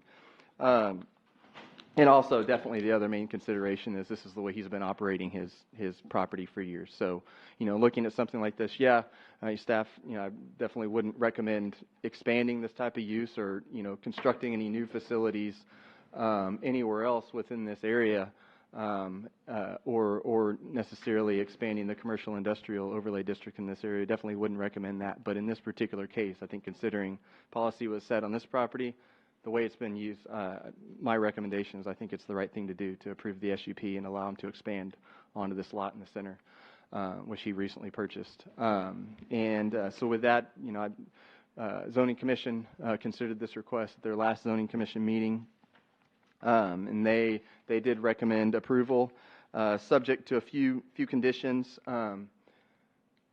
Jump to the end here. There's some pictures of his current area and the way they're developed. This is the facility that he's planning to develop here. It's currently the Pronto Plumbing. So with that, Zoning Commission recommended approval with 3 conditions. One, that outside storage on lots 63, 64, and 65 only be limited to vehicles, because outside storage can mean a lot of things. It can mean storage of chemicals, storage of equipment, storage of car parts, lots of things. So staff recommends that outside storage only be limited to vehicles currently receiving service and no equipment, chemicals, or similar types of materials. Outside storage also be only permitted in areas screened by a minimum of a 6-foot vision-proof wall constructed of masonry, which is already what he's proposing, and that's consistent with what he already has. That all vision-proof walls constructed after the date of the approval of the SUP be further screened by ornamental trees spaced no more than 15 feet apart. And that's actually a requirement of the Sustainability Overlay District. So not only would the screening and placing of trees, that would be something that would be consistent and kind of pursuant to the intent of the Sustainability Overlay, which is right across the street. So with that, that was the Zoning Commission's recommendations. And with that, happy to take any questions. Okay. And Mr. Rubio's here as well to speak. Right. I should have introduced him. Okay. Oh, I think we all know Mr. Rubio. How are you, Mr. Rubio? So glad you're here. So the lots are 63, 64, 65, not 2 64s. Is that correct? I just saw that up there. I just wanted to make sure. Oh, I'm sorry. Yeah, Yeah. 63, Okay. 64, and 65. Just wanted to, Thank you. Wanted to Thanks for pointing clarify that out. that. Yes, ma'am. Okay. Mr. Rubio, good evening and welcome. Come on up to the podium. Is that your facility across from the top lot 64 across the street? That's yours too, right? Yes. That's what I remembered. Yes, it is. That's like your headquarters. Across the street, Uh-huh. yes, we Yeah. we have Mhm. auto rentals and auto glass there. Okay, auto rentals and auto glass. I knew that we had approved something there. Headquarters is in lot 64, actually it's 63, it's the one towards the rear. One's That's the for- corporate office. That's the corporate Yes. office. Okay, all right, very good. And did you say you had some other property out 1604? Or are you Yes, going to yes. consolidate everything here? Is that what you're doing? Well, Or I'm just you know, curious. there's a chance that we may open another second another- facility. A second Okay. facility. Gotcha. In a few years, but that's not certain. Right. But we Okay. do have some property earmarked for it, but it's not certain. Okay. Well, I know you advertise a lot on TV, and you're a big Spurs fan. And Yes. do you say Leon Valley in your commercials? Do you say Leon Valley in your commercials? Come to Leon Valley. Oh, well, I'll be glad to plug that. Yes. Well, I'm just I'll be glad to plug want us in to, Leon Valley. to get our due service here. Okay, very good. All right, and we talked about your son. Also, you're grooming him to come up. Yeah, into the, I'm so working on him. Congratulations. So, all righty. On him. Well, very good. Okay. Thank you. I appreciate you being here, and you have a booming business. Okay. And we thank you for that. Yes. Yes. Ms. Charles. Mr. Rubio, the property across Poss, is that a 6-foot fence around that property? Yes. Yeah. Yes. Because I it like is. that, because you can't even tell how many cars are in there. Yes. They're well hidden. Yes. Yeah. And it's a the masonry Right. and Yeah, it looks nice. decors the property a little bit more. Yes. And that's the same fence wall that we'll be building on that property 65. Okay, great, thank you. All right. Any other questions for Mr. Rubio? Yes, Counselor Alcacer. Mr. Rubio, for those who don't know, was on the ED board way back when, and he got too busy, so he dropped off. But when you were doing the lot across the street, correct me if I'm wrong, there was a lot of discussion. There wasn't supposed to be storage of any vehicles being repaired. Yeah, it's work in progress, work in process is what it is. Yeah, it's not parking, it's work in process. And what's your understanding of work in process? Well, there are vehicles that come in for repairs. Because I thought it was only supposed to be for staff and then a small number of the rental cars. Because there was a big issue about parking because people didn't want them visible. In the front part, it was for rental cars and for staff. So with this new lot, you won't need it, because all the ones will be in process will be on the new lot? No, we're still using that rear lot. We're still using it for cars coming in that are damaged. The lot that we're developing there, it's a small piece. It's probably going to store 20 vehicles or so, and then about a 2,000 square foot building. So Or you'll be working on them too? we'll be polishing some cars. Yeah, it's an office and then 3 bays, so 3 cars, 1 car in each bay, and we're moving them over. We're moving that department from the original site, lot 64. There's 2 bays there where we polish cars before we wash them, and so we're moving them over to the new property.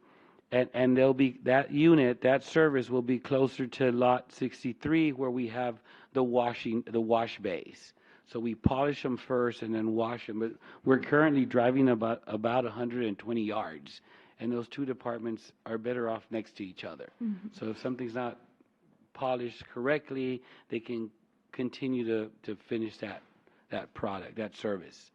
So will you be able to get those cars off of Pass Road that are constantly parked on Pass Road? We're going to be able to remove many of them. Yes, we are. Okay.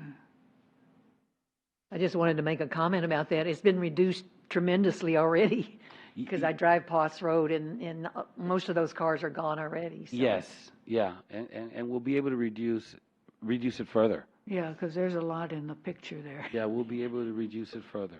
Thank you, sir. Yes. Okay. Any other questions? Yes, Counselor Martinez. I've got one more for Brandon. If I understand, you said years ago that his property was removed from the sustainability overlay? Yes. Okay. But then you mentioned that with his new fence, that you're requiring him to plant trees per the sustainability overlay. Yeah, my recommendation is that even though it's not required by the commercial industrial, my recommendation is that you do plant trees to screen the fence because of the compatibility in the adjacency to the sustainability district directly across the street. My recommendation is that you require that additional screening to screen the fence. That way it provides a little bit more buffering, a little bit more screening for the more mixed use, more redevelopment, less intense commercial uses that are potentially and hopefully going to be developed across the street at a later time. And that would be he's additional agreed to screening do for it. the vet clinic. Agreed to do that. just Yeah, came he in doesn't earlier. have to, but he's agreed to. Right. Yeah. Okay. I Very just good. want to make that clear that, if it was removed from the sustainability, then you mentioned, hey, I want him to do it per the sustainability, but if he wants to do it to be a nice neighbor for the city, fantastic.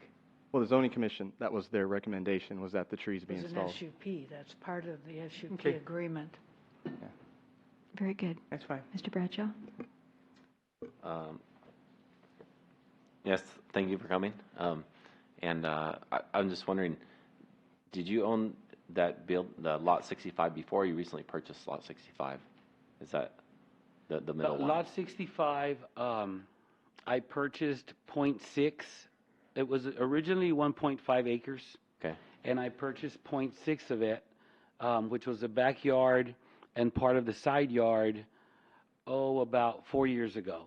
Okay. And then went through the process and got that approved to expand lot 64 and to be able to reach lot 63. Mhm. And the gentleman kept 0.9 acres there, and he thought he might be willing to resign his business. He just wasn't sure at what point, and we weren't sure when that day would come, and it came suddenly in December. Okay. Just suddenly they decided it was time to move off to another part of town, and so we were able to purchase it, the 0.9 part. Just a little part of it. Or, Yeah, just almost- a almost an section acre. of it, yeah, because we were already using Most of it. 0.6 of it, yes, for Okay, several but- years now. Yeah, so it looks like business is good. You've got quite a bit of land and quite a bit of storage and vehicles there. Yeah, yeah, we're blessed. But yeah, I just looked you up on Google. You got over 1,000 reviews, 4.5 stars. So you're doing something right. So Thank you. He pushes for that on TV.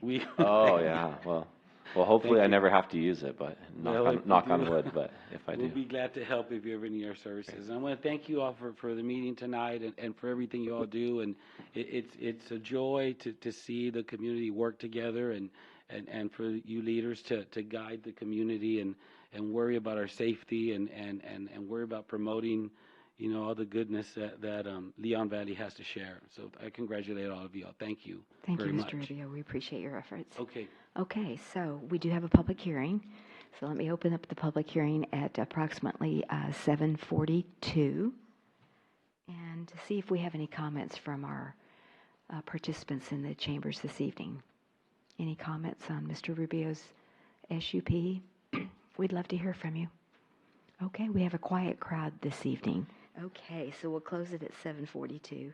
And again, the next meeting, Mr. Rubio, we will consider action and approval. Thank you all. Have a You good bet. evening. Thank you very much. Don't forget Leon Valley in your commercials now. Okay. I'm telling you, he's on TV a lot.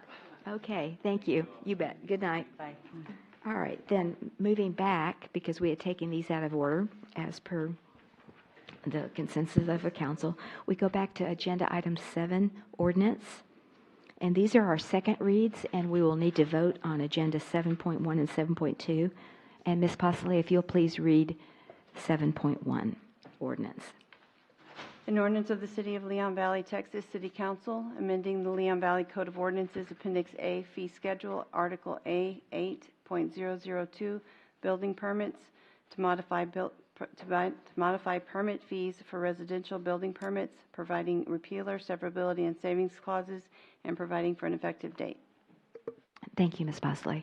Mr. Milan, do you have an update for us this evening? I just have a minor update. At the last council meeting, Councilor Bradshaw had asked about how other communities were handling this issue of having to go back and amend our fee schedules to not base residential permit fees on the valuation of the project. So went back, reached out to several communities, learned some interesting things, and was actually able to kind of put together some perspective on how other communities are doing this. So we looked at Balcones Heights right next door, and as you move from left to right, just imagine moving from west to east. And so we looked at Balcones Heights, Hollywood Park, Almas Park, Alma Heights, Terrell Hills, Universal City, Selma, Schertz, Cibolo, and San Marcos. And so the four main type of fee structures that they use that we found was either a flat fee, where they basically take whatever the project type is, whether it's a water heater or whether it's a new house. They just have a flat fee based on those. And they looked at all the costs. Universal City just did that, and they spent a lot of time working on that. And so they're the only one that's doing a flat fee. And then there's a base fee. A lot of cities have a base fee with a supplemental fee. And the supplemental fee either happen two ways. It's just a simple fee that is on all projects, whether it's a little addition, a little deck, or a whole house. They do a supplemental fee and it's set. It's like 50 cents a square foot or 70 cents a square foot. And there were a few cities, ironically, all the ones kind of located more centrally, they have more of a graded scale. So it's like 50 cents a square foot if you're between 0 square feet and 750 square feet, and then it goes down a little bit. And typically, all those scales, the price per square foot goes down the bigger the house gets. And so Almas Park and Alma Heights and Terrell Hills all had that. And so what's being proposed for this minor fix, what staff proposed at the last council meeting was applying a base fee of $400 for additions and then a base fee of $800 for new construction with a supplemental fee of 50 cents per square foot. We found that Balcones Heights, Hollywood Park, Selma, Schertz, and Cibolo all went, and that's the way they handled their revision. Because everybody up here, except for San Marcos, they were already charging by the square foot. But all these other cities, they were charging by the valuation too, just like we were, and so they had to go in and make these changes. So you do the math on this. We're not the cheapest up here, frankly, but we're also definitely not the most expensive. You do the math on Almas Park, Alma Heights, and Terrell Hills. I did the math just quickly on the new build. We had a new house built. We don't get a lot of new houses, but we had one built over in Monte Robles. So did the math on that. You apply those numbers, that would have been a lot more expensive permit. And so, Balcones Heights, Hollywood Park, they're all less on their base fee. But they were generally, except for Balcones and Hollywood Park, Selma and Schertz and Cibolo were right around the 50 cents or a little bit more, and so was San Marcos. They were around that. So, like I mentioned, staff is planning to go through a similar process that sorry, I just hit you with the thing there. Staff is planning to go through a similar process as Universal City over the next few months to really just look at all of our fees, platting, zoning, zone changes, SUPs, all of our permits. That's something we do. We should be doing regularly. It was done most recently about 2015, and so we need to be doing that every year and make sure we're not overcharging people. That's critical. We shouldn't be making money, but also make sure we're not undercharging. We need to not be losing money.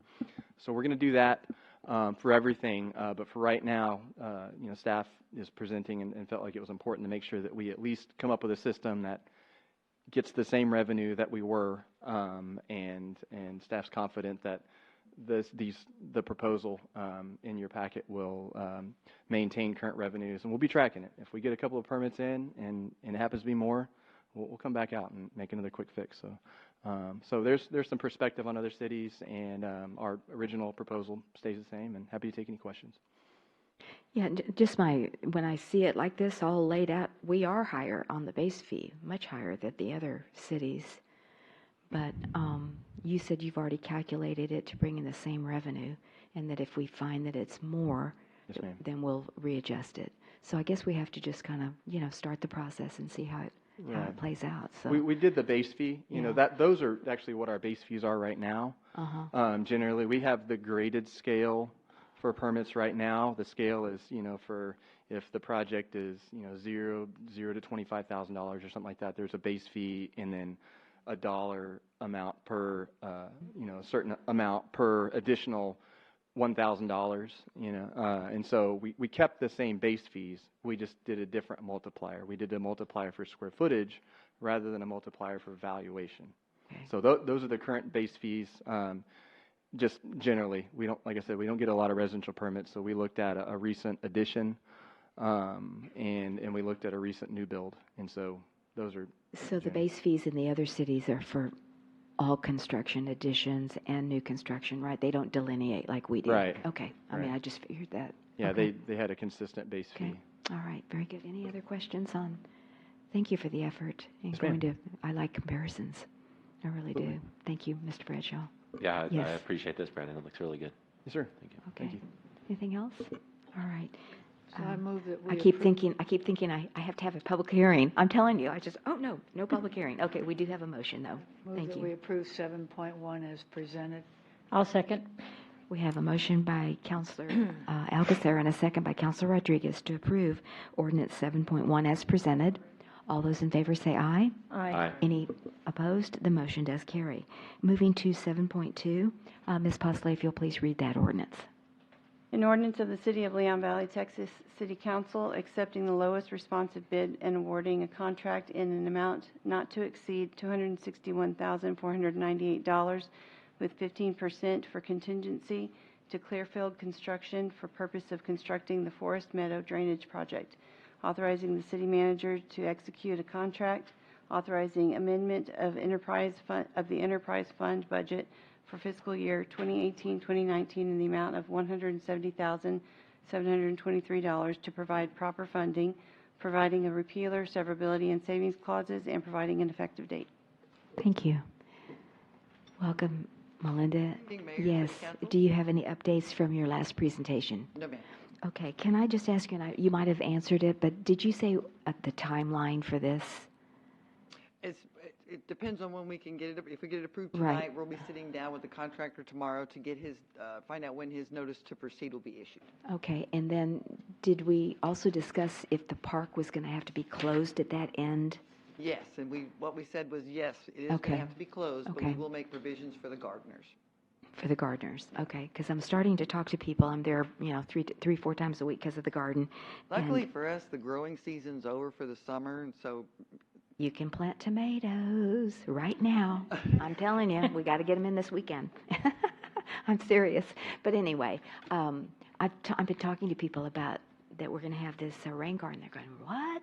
And then a walking trail around it. People are very excited. So I think it's a good move. We just recently added an item to the website. If you look under Public Works and then under Capital Projects, it gives you an interactive mapping site. Oh, good. And it gives you the locations of all of our projects on there, and it tells you what that project is, how long it's going to take, how much it costs. Okay, excellent. Thank you. Nothing like communication. All right. Any other questions from the counselors or any members of our in our chambers this evening? All right. I make a motion, we approve. 7.2, Yes. okay, second. We have a motion by Counselor Charles and a second by Counselor Alcacer to approve 7.2 as presented. All those in favor say aye. Aye. Any opposed? The motion does carry. Thank you so much, Melinda. Do appreciate that. Moving then to agenda item number 7.3, conduct a public hearing on fiscal year 2020 budgets and associated capital acquisition plans. And we have Ms. Kinsler and Ms. Wallace and Ms. Wayman here this evening to present. Oh, no, budget.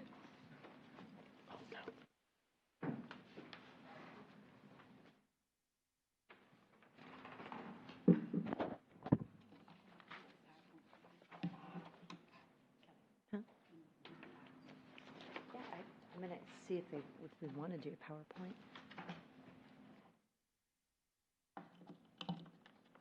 Good evening, Mayor and Council. This is kind of different because, of course, it's a second read, so I'll go through it fast if you want me to. I don't have to go through it. It's your choice. Well, we've got some citizens here. I don't know if you Go through it again? Did anybody not see the first presentation? Would you like to see the presentation? They're not even paying attention. So I don't think so. Let me say one more time. Is there anyone in the audience that would like to see this presentation? This is the second read, and Ms. Kinsler has offered to go through it really fast. No? Okay. All right. So, yes, Counselor I do have Martinez. one question. In our agenda, it's labeled, the first one's labeled 7.3, but if you look at the agenda in our packet, it's labeled 7.4-2 and 7.4A and then 7.5. And it's mislabeled in the what was downloaded from our printed agenda. I'm sorry, I don't have that in front of me, and I don't know where the city secretary is. Here she comes. To the restroom. Poor thing. On the printed agenda, it's 7, 3, 4, and 5. Right. Talking about the numbering of the budget items. That's the same way it is on our what we received too, 7, 3, 4, 5. I don't have a 7.3 in my packet. It goes from 7.2 to 7.4. I'm sorry, what is the question? Mr. Martinez, yeah, I don't have it in my packet. Yeah, I go to Yeah, but I mean in my packet. Yeah, in the Excella packet. and download the whole agenda package, and it's labeled 7.4-2, and then 7-4A, and 7.5-3. The numbering is weird. I printed the agendas off of the website. There is a 7.3. I can't look at it right now because I'm in it recording, so I don't have the same view as you do. Here. I mean, I have the agenda. This is how it's posted. What is the, is there a question about? Well, I guess the question is the substance is the same, This way. even if the numbering's off? downloaded it from I mean, It's right here. right? It's just a matter of numbering. Yeah, but I think the just a matter of numbering. yes, I say the substance is the same. Yeah. It's numbered correctly. It's of no consequence Mhm. legally. It's not. I don't know what to tell you. I do it from the website, and it's all what most I don't people know look what's at, and it's Now, the same number. if you supposedly go to Acela and download it, you get all the information that's hidden from, if it's people applying for something, that their information is there. I that it's not- understand that, but we're not on that issue. Well, and then also I'm supposed to be conducting a public hearing, so how do I do that if we don't present? So Well, I'm just, I'm sorry, but it is posted. I'm not sure if I'm following. oh, no, I didn't, no. It's I- posted I- it's all correctly. a We can still numbering. have it. Yeah, it It's was just a just, matter of numbering. Mine's Yeah. numbered correctly, but I guess on the Excella, you're saying that it's not numbered correctly, right? You want to see it? No, I believe you. I just, Mhm. mine's numbered correctly, but I'm not looking at Excella like you are.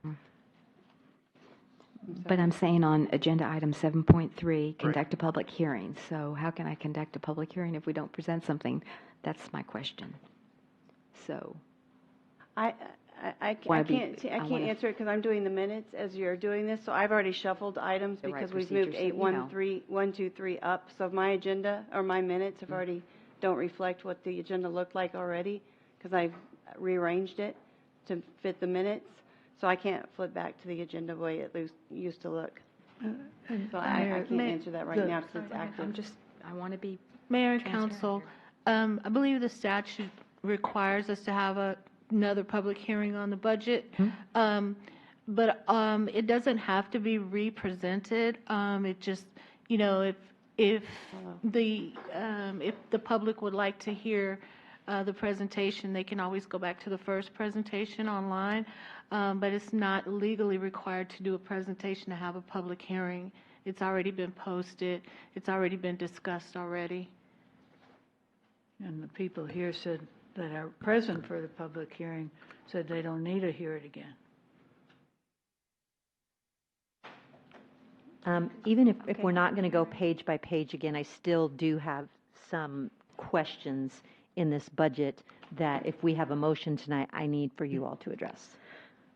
So would you like me to proceed with those, Mayor? Yes, That'd be helpful. if those questions can be answered, yeah, that we have, Absolutely. yeah. Yes, that'd be ma'am. great. Okay, so one question, and I apologize because I'm probably going to get my counselors confused, but it might have been you, Mayor. One of you wanted to know the breakup of every employee from every department. I have that information right here for whoever wants it, Yeah, whoever I think wants I it. was asking for, I think I asked you, Vicki, right? I think what it was is like, okay, for instance, we'll take you, Ms. Kinsler, okay, so you're paid 25% from EDC money, CD money, 50% from the enterprise fund, that kind of thing. So, no, is that right?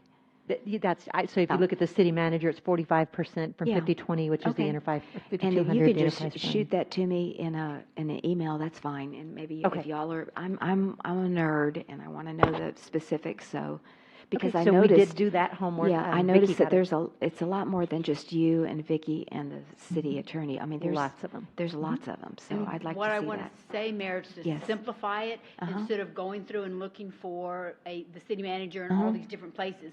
The main department that she's in, I listed that person there and then went across at the top, and there's a key that tells you what fund and what 100, Oh, good. 300 means, so you Very can look at good. it, so it's easy, so you're not going through Okay. everywhere trying to Thank see you. where I that certainly person's at. appreciate that. Yeah, I did ask for that. Yeah, So I thank you. realize this doesn't have anything necessarily to do No. with the presentation, but I wanted you to know that we have it. And Okay, it was a great. question that arose out of the budget, and we wanted to be responsive.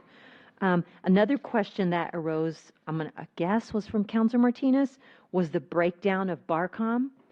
Am I wrong on that? I think it was me. That was you. Okay. Uh-huh. So I have, Uh-huh. I told you I might offend you 'cause Because I didn't know who asked what that you night. you have their, I guess, their total contract, and you have it divvied up into certain departments, right? I have that, and I'll send Well, that out to the okay. council as well. Okay? So just wanted to be responsive on that. The other thing that I failed to mention during the first read is that this budget eliminates a position. And so before we even go forward, I can't remember what council workshop I mentioned it at, but I don't think I mentioned it again. And so I'm concerned. It was at your workshop that No, I I think mentioned you it. mentioned it, and it's Public Works. That's correct. Right. That's exactly Uh-huh. right. Yeah, I think Okay, you mentioned so- it at the last time, right? Okay, so it's the Don't y'all library remember that? custodian Yeah, position, mhm. and so the custodians here will do the library. The other thing probably to mention that's important, if you keep going down the slides, Vic, really quick, that's just changed, but I would like you to go to the general fund revenue highlights. I told you last time that the tax rate was going to stay the same. The tax rate actually reduced once we got the numbers in from Bear County. So that's another change that is notable. Okay, so The last slide that I presented to you that looked just like that, your tax rate was the same as 2018. This gives us, let's put the .002287 in perspective. It gives you about another $5,000 a year. okay, is that the effective tax rate? Yes, ma'am. We're adopting the same amount of money that we raised last year for this upcoming Yes. budget. That's what that means, Yes. right? And then when we get to the tax, I'll show you the breakup of it. Okay. It all lowers right. your tax rate, though, Yeah. by doing Okay. that. Okay? So that's something else that's changed. The all general fund should be fine. Nothing else has changed. So the other thing in here is historical attorney's costs. Mayor, you've been asking for that for a couple of years now and have been watching that. That's your slide on historical attorney's costs. So I need to know whether or not you want to keep that position or you want to contract that position. That's going to have to be part of the decision. The next page also needs to be part of the decision, and that's how do you want to handle that? Do you want to do one position certified? Do you want to do one position certified plus years of experience for that amount? Or do you want to do what we have now in the pink, which was recommended by the EDCD? That's another question I have that I need answered. Right. Let's see, what else may have changed? If you keep going, I think all of your expenditures, Vic, are fine. Oh, You've seen all of this. well, one of the major changes, which we're not going to discuss for a while, but that's medical insurance. Because didn't we say 17%, and it's coming in way lower? We did, Yeah, and it is coming so, in lower, and Crystal will be bringing Yeah, it up. right. That's correct. So everything, all the expenditures, let me get through them real quick, nothing has changed.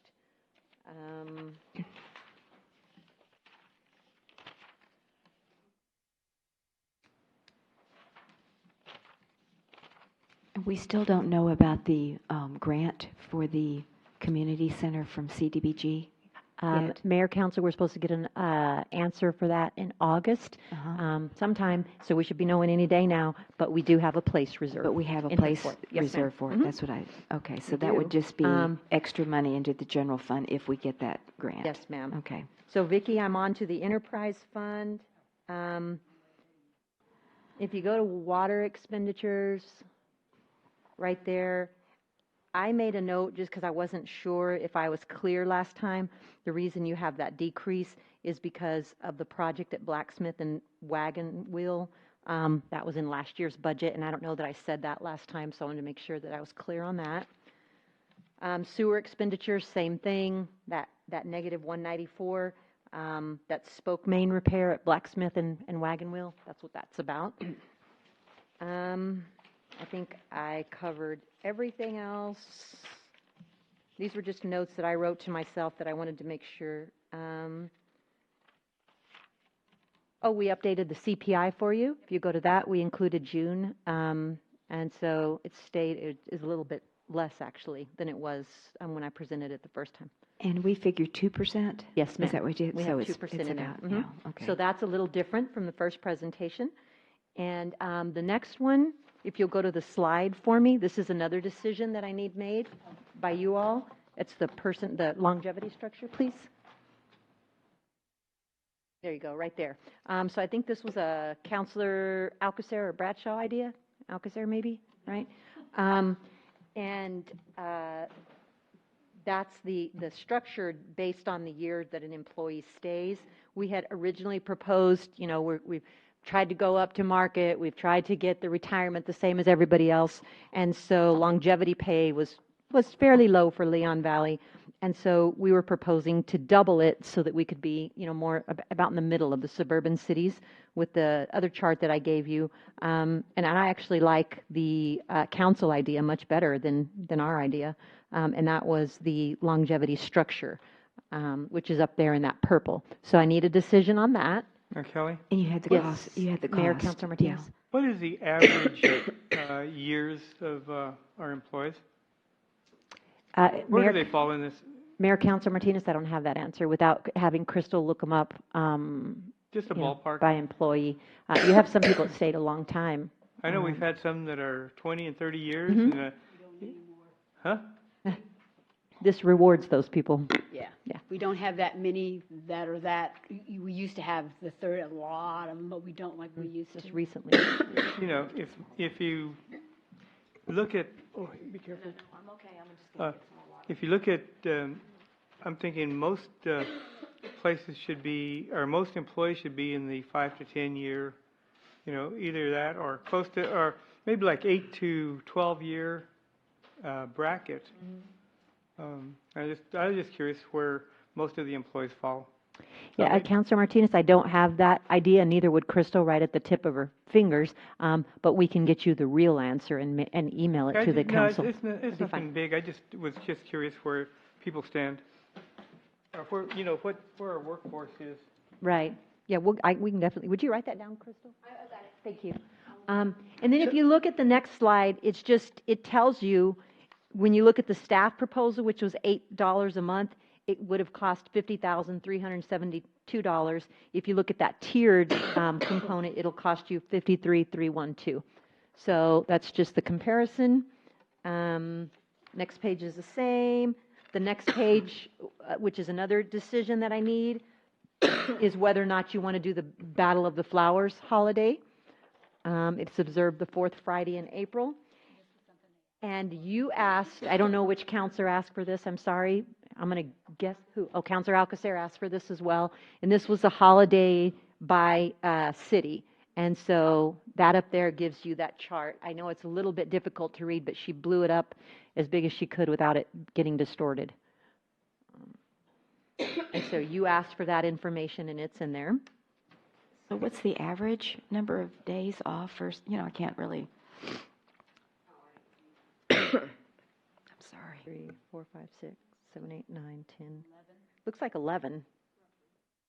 Everybody's pretty much the same except for a couple of days. 12, no, 11, 12. No. 1, 2, 3, 4, 5, 6, 7, 8, 9, 10. That's what I told you. Thank you. Yeah, that's right. So it should be 12. So 12 is the average. So we're looking at adding, we're at 11, or we're looking at adding one more? We're at 10 because We're required to have the 9/11 as a holiday by legislation for fire departments, and so most cities just have that as a holiday. We do it for holidays called the 9/11 Remembrance Day. We're required by law to have that, so not all employees, that's not a holiday for everybody. That's just for the fire department. They get paid double time that day that they work on the 9/11 Remembrance Day. And so all we're asking is to add battle flowers, which most cities have.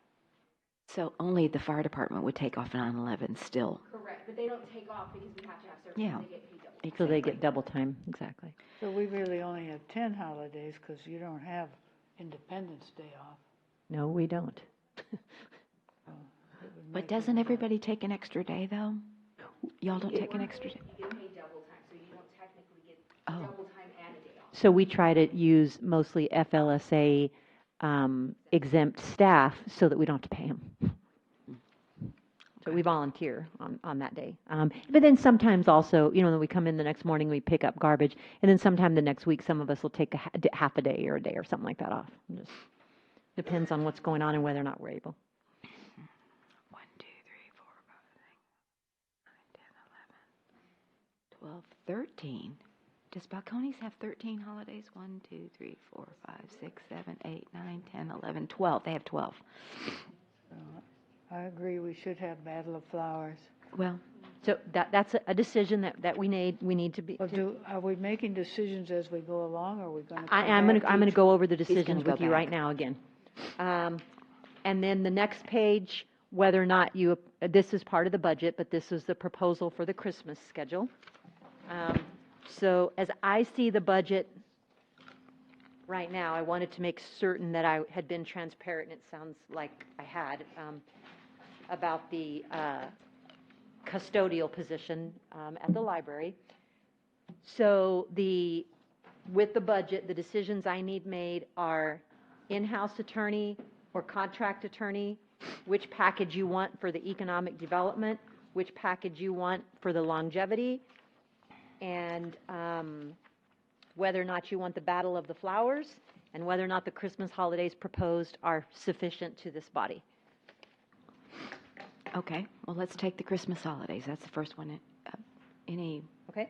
That's good. That's good with me. It's what we've had for the last, 3, 4 years? Since Mr. Diaz was here. He's the one that changed this. And Battle of Flowers is good. Mm-hmm. Is that a consensus? Yes. Yes. Board? Okay. Take it off. Okay, so there's 2. The longevity, how do you want to handle that? The This $8 is- a month or the tiered I structure? think This is great. Tiered structure. Tiered structure? Good structure is good. Okay, so I got that one. Right. Okay, so now I know the number there. Economic development one, if you'd put that slide up, you've got your 3. I would like to see Voices. an official economic development I person. also would like a certified. The 131,864. I would like the 3 positions because we haven't done the year yet and we're doing extremely well under it. I'd like to see it continue. But Okay. this was only going to be for 1 year, We haven't and done the year. let's try it again. Let's try with a person that's all they do. Because, right now I have to admit, Will is doing a good job, but his job description is that long, and with everything he does, and he is doing his portion, the code compliance and stuff, very well from what I understand. But it's a completely different mindset from economic development. It's a completely different mindset, and that's why I'd like to see a person that's all they do is work on community or economic development. Well, he would have had the opportunity to have that position, but the promise was a year. We're barely through 7 months or something, and we still have other work to do, and he would be allowed to, with all the good stuff he'd done, he would be allowed to have the time to get the certification to qualify for doing the Economic Development Director position if we so chose at a later date. But I think we ought to keep it. It's doing very, very well. We are not having a problem with economic development at this point. Okay. Mayor, Thanks for your council? input. I do want to just, I want some direction, if you don't mind, beyond a year. Because it really is hard to say, let's try this for a year. He's been doing this for 7 or 8 months. And like today at the staff meeting, he just reported 5 businesses that are paying San Antonio taxes that are now going to come to Leon Valley. That's economic development. And so it's sort of hard to guide the staff on what you want for economic development, because he's actually already gone through the first phase of the classes because he wanted to be certified. But then I pulled the reins and said, hold on, I want to see what the council wants to do next budget period, because I don't want to spend any more taxpayer dollars on continuing the certification, so that you can do both. So I would like some consistency for the city and the department on how you want to do this. Well, if you look on page 11 and 12 and 13 of your report, you get an overview of what Mr. Will has done. Primarily, attending a lot of stuff, and then enforcement, big time enforcement, fire zoning inspections, business audits, stop work orders, none. But the economic development portion is really just a small portion, and then certificates of occupancy. So 1, 2, 3, 4, 5, 6, 7, 8, 9, 10, 11, 12, 13, 14 businesses are listed. And I guess my question there was in a any 2-week sales tax period. generating businesses is what I was wondering. It looked like it was more just businesses, which is, was good. People Right. come in, but I was just wondering about sales tax. But mostly it's, audit, enforcement, fire code. So if we hired a full-time economic development director, it would seem to me, or I'll ask you that question, who's going to do the other stuff? That's So we'd really have to good consider that, question. I mean, I think we need we've got the money. There's no No, question about it. That we have the money, that we could hire the one certified position.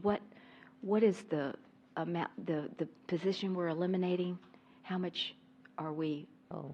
It's a That's Public Works, not a high, janitorial. I know it's not a $30,000 high or level, $40,000. Yeah, but, not comparable. but you didn't put that in this year's budget, this I next did year's not. budget. No, I Okay. did not.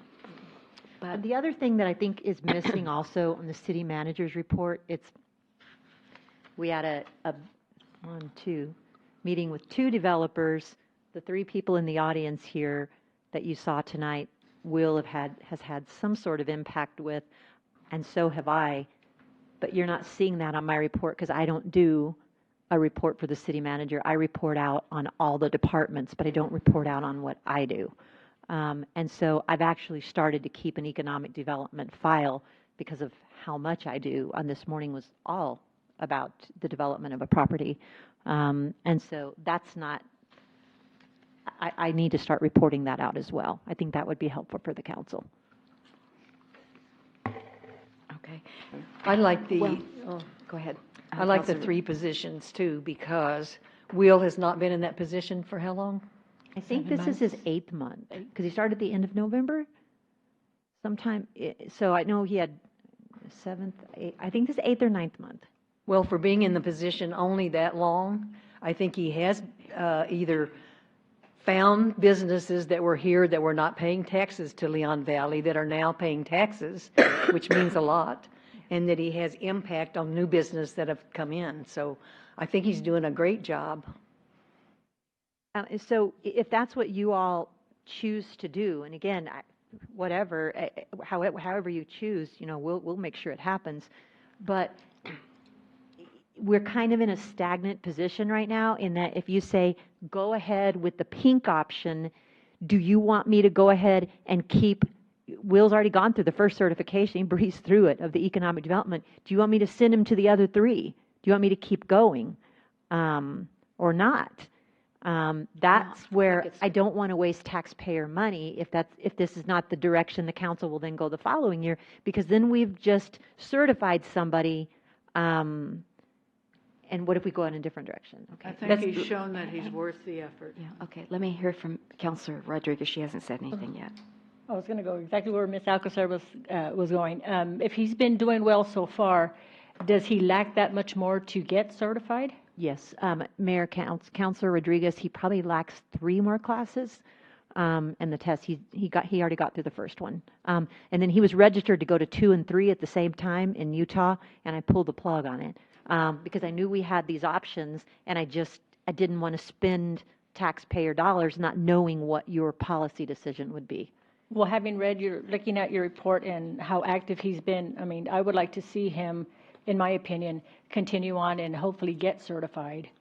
That maybe we could retain him instead of losing him if he's doing a good job. But retaining him in doing the same position that he's Well, no, doing? maybe You see eventually what I'm moving saying? into the certified position. Ms. Charles? I don't, you can kind of compare it to longevity pay. This is incentivizing someone who's already doing a great job, is working hard for the city, has only been in a position for 8 or 9 months, and is willing to do the work and has a desire to improve himself. So it's compared to longevity pay. You know, you're trying to incentivize him to do better and to keep a person that you've already groomed and trained. And the interesting thing about this is that if honestly, if there's not some consistency with the council, I don't think, I would ask him to sign a contract. If he's going to use taxpayer dollars to become economic development certified, then I would ask him to sign a contract to use that knowledge on the city of Leon Valley for at least 2 years. And I think he's very hesitant to sign that right now because he doesn't know what direction the council wants to go. And so, so whatever the direction is, if we could just know. Okay. Councilor Martinez, you wanted to say something else. I think, excuse me, but I think some of the other counselors are mixing up functions. And I say that because his job as code enforcement is what's causing him to go out and find these businesses that are not paying sales tax to Leon Valley. That is not an economic development function. An economic development function is a person that is a cheerleader and very, very outgoing, very, very personable person that is going out there and rah, rah, rah for Leon Valley and trying to get businesses to move into Leon Valley. It's not a code enforcement. It's not doing business inspections.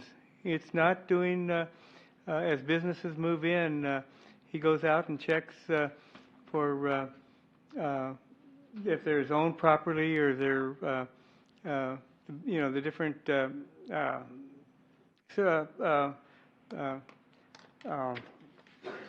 certificates that are, that need to be done. So you're confusing and thinking just because he's going out there and finding 7 businesses that aren't paying sales tax to Leon Valley. That is not an economic development function.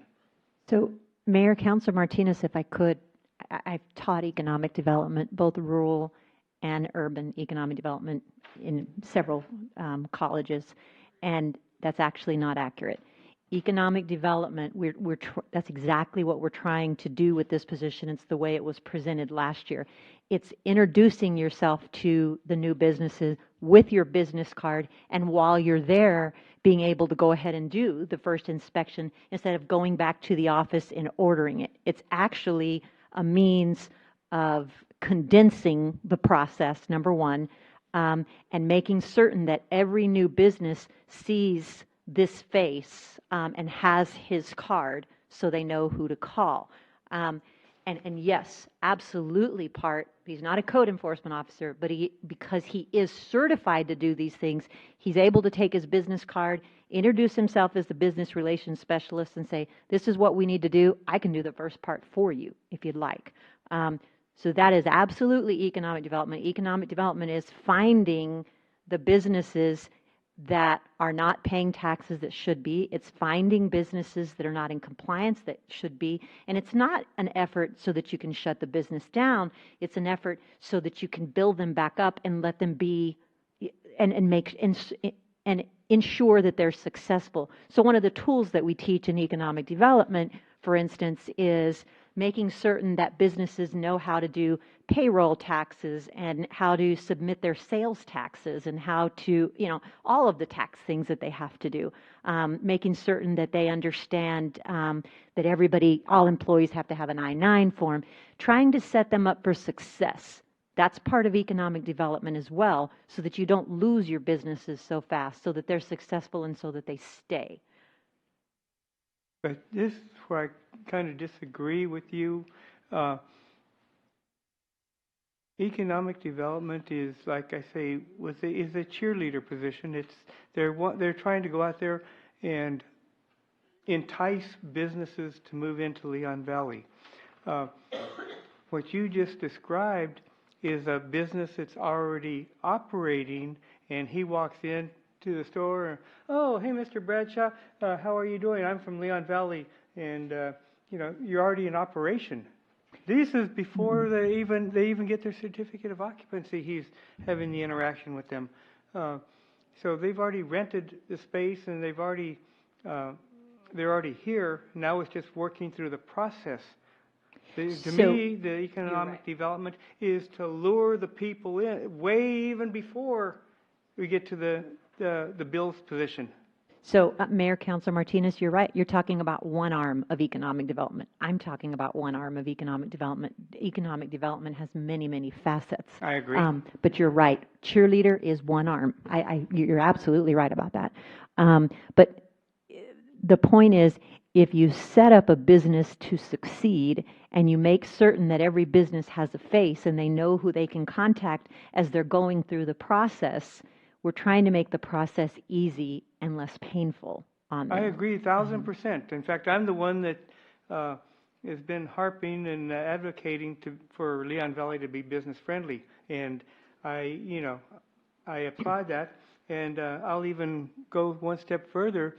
Lately, when Brandon has made presentations, he's even started using the word business friendly. So, yes, things are slow to work, but they are working. So I want to just mention that. But at the point where Bill comes in, it's a business that's already applied for the certificate of occupancy, yes. And the position is great because now we have somebody that's working with the business and trying to get them established so they're doing things the right way, and that to me is being business friendly. So yes, I agree with that, but I think the economic position, or economic development director position, should be a completely separate person. Okay, thank you for that. Ms. Charles. So how many new businesses have we gotten in the last 8 months? Ooh, I'd have to go look at my certificates of occupancy. Actually, it's 10 months. If he came in November, this is the 10th month. He hasn't been here 10 months. He gave us the presentation in June, and I think he was completing his sixth month. His 6th month was whenever he gave the presentation, that was his half He came a in year. January? Because he presented it at the town hall meeting in January. No, he didn't come in January. Whenever he presented, that was his 6th month. His hire date was end of November, but I don't know the date. So do you have a ballpark figure of how many new businesses? August, 9th month. So he's been here 9 months. This would be the 9th month. December, and then between 8 and 9 months. December, January, February, March, April, May, June, July, August. This is the 9th month. we're the 6th, right. We're in the 9th month. He hasn't. Mayor, Councilor Charles, I get probably 4 to 5 certificates of occupancy. Between 5 and 10 certificates of occupancy every 2 weeks.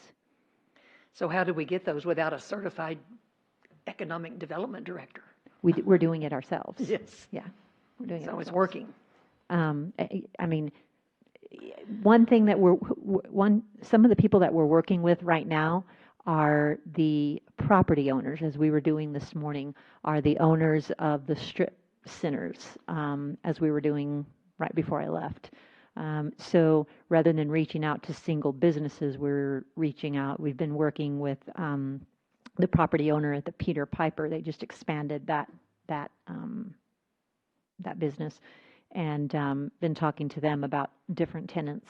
And so we seem to be more right now working with the property owner or the leasing agents versus the small businesses. When small businesses come in, those are really the ones that you need to take by the hand and make certain that they succeed, because that's exactly what we want. We don't want certificates of occupancy don't matter if they've closed 6 months later. And so we want a certificate of occupancy, and then we want them to stay here.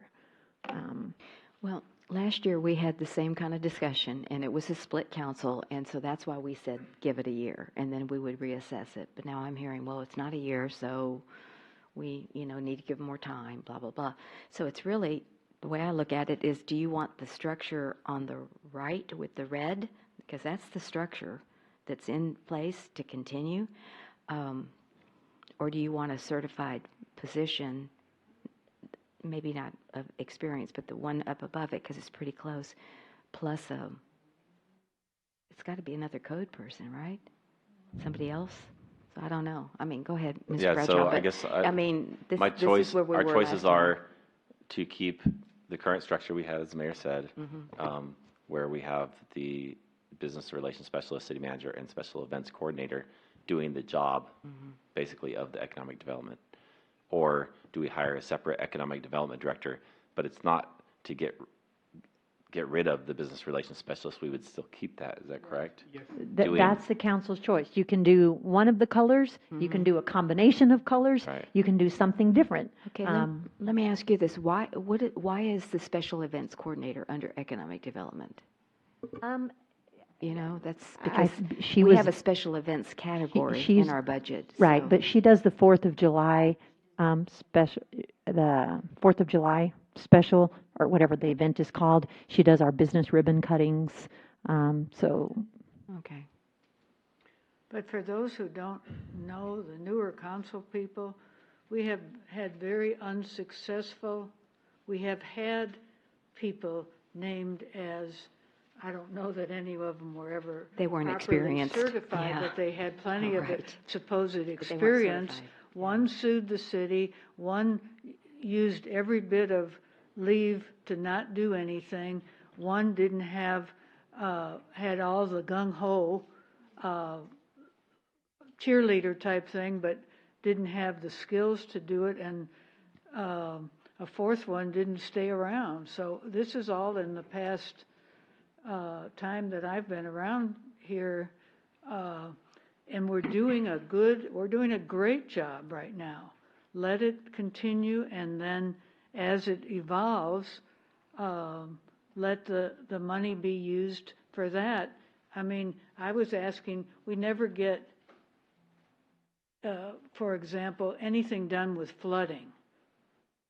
It just always comes up, and then it's one, if it doesn't get a grant, it doesn't get done. So let's look at using it and not taking money just because a technical position. We're doing a great job. The staff is doing a great job, and what they're doing, it's working. You don't take it and throw it out just because we want a cheerleader. We had a cheerleader, it didn't work. Yes.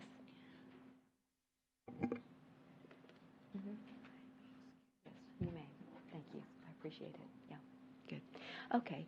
Mr. Martinez, I'd like to hear from our citizens that are still here before we make the decision. I think we'll need to have a vote on this. Mr. Bradshaw, did you have something? I am not Oh, advocating getting rid of the business retention position. He is doing a fantastic job, but I just think we need to take the economic development portion away from him and get somebody else.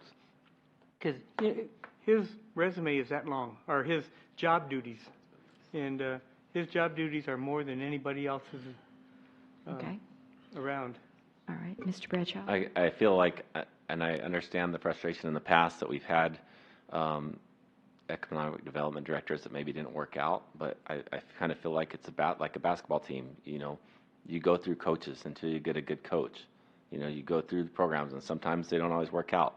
But the current position that we have, the way we're working on it, where we have economic development and he's also doing code enforcement and other things, it's like taking Coach Popovich and giving him a whistle and say, you call the game. That doesn't work. You can't do that. I think we need to separate the positions. Okay. We have a citizen that would like to say something. Ms. Chasen, go ahead. Yes. Hello, Tina Chasen, Forest Oaks. First of all, I feel like if we're going ahead with the development of the boulevard concept, then I feel like we definitely need an economic development director to steer the correct businesses and facilities that we want to move into Leon Valley. That's my opinion. I happened to look up define economic development director because what I feel that our city manager said was just a small part of what the duty is. The role of the economic development director: to avoid such a situation, economic development directors work to strengthen their local economy and diversify their city's tax bases. They recruit new businesses. They retain existing ones, handing out cards and shaking hands, and assist businesses when they can expand operations locally. And that's just one of several. It's just the shortest, more concise one that I could read. Thank Thank you. I appreciate that. All right. Anyone else? Thank you for that. Okay. So I see again the split this year like we had last year. So does somebody want to make a motion? And we'll have a formal vote on this so that you know. Well, of course you don't. And I guess in that motion, what I'm hearing the manager say, she would like some longer direction, is what I heard you say. Yeah, and I realize that's So, hard because it's hard because the council changes too. Exactly, and I so. understand that. But would I guess let's just at least pose this question: if you choose the business relations specialist, if you just choose the pink, for instance, and you decide you don't want, or if you choose both, that answers my questions. He's not going to get the training. But if you choose the pink, do you want me to continue down that path and spend the money to get him certified? Does that mean he's automatically Leon Valley's Economic Development Director at the end of his training? I mean, it can mean a lot of things. Depends on what the council wants. That's not my decision. It's really yours. Well, because I'll come back next year again, and if one of the councilors during the budget presentation says, I'd like to see that position, just like you see this year, you see bits and pieces of the council throughout this budget. Because as I'm going, I try to give you back what you're asking. So if somebody asks me for that again next year, or if I feel like it needs, to be presented or whatever, I think it does need to be presented again, then it's going to look like this again next year. So no, it doesn't necessarily mean he has to be Leon Valley's economic development, but I think that it's the responsible thing to do to the taxpayer if you're going to spend that amount of money on an employee, training and furthering their education, that they sign a contract to stay. Okay, and how much is that? Just so I we think all by the know. time I'm giving you a ballpark, so But we don't need to hold me know to that. this because it depends on where the training is too, because they float all over the United States. He happened to find a great find in Utah where 2 and 3 were done. So depending on where they are, I'm going to say you would invest anywhere between, I don't know, 15 to 30,000 is my guess. That sound about right to you guys? I think. Yeah. Okay. So I make a motion that we retain the process we're doing it with the 3. I'm sorry. Isn't this the public hearing part? The second read comes Oh, next. Yeah. She wanted a motion. Is this the second read? No. No, this is the public. It's just the public hearing. Okay. Right. So. So that's Yeah. in 7-4, we do it?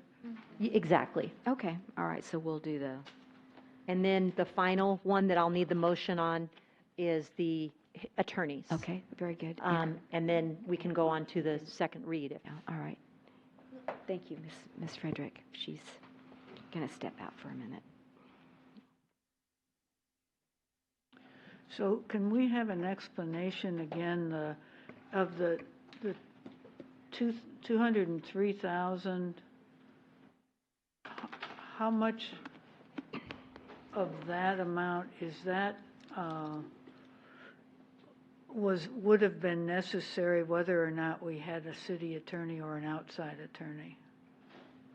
I'm saying, supposing we had a city attorney and outside attorney were both 113,000 for the year 2019, but we had to spend an extra 90,000 on somebody else.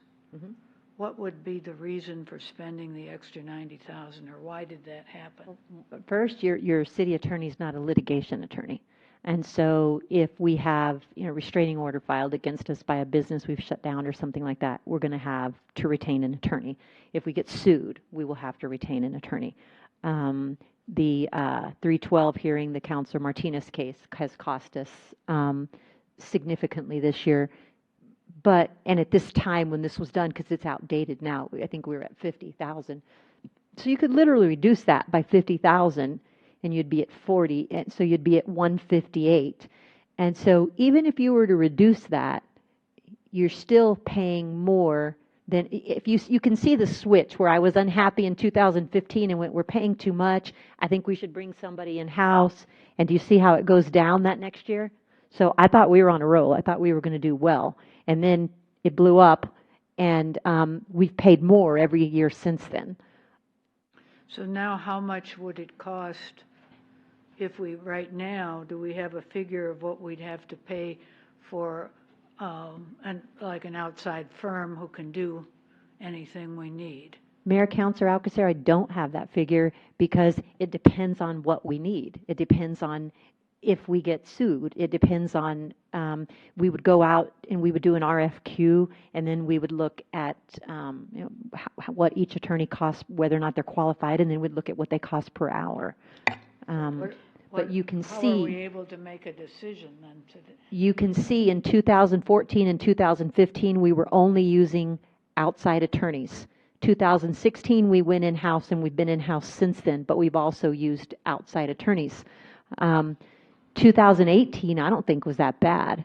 2017, because we only used 19,000, but we used 50 and then, 90 plus this year. The last time we went for RFQs, which has been many years ago,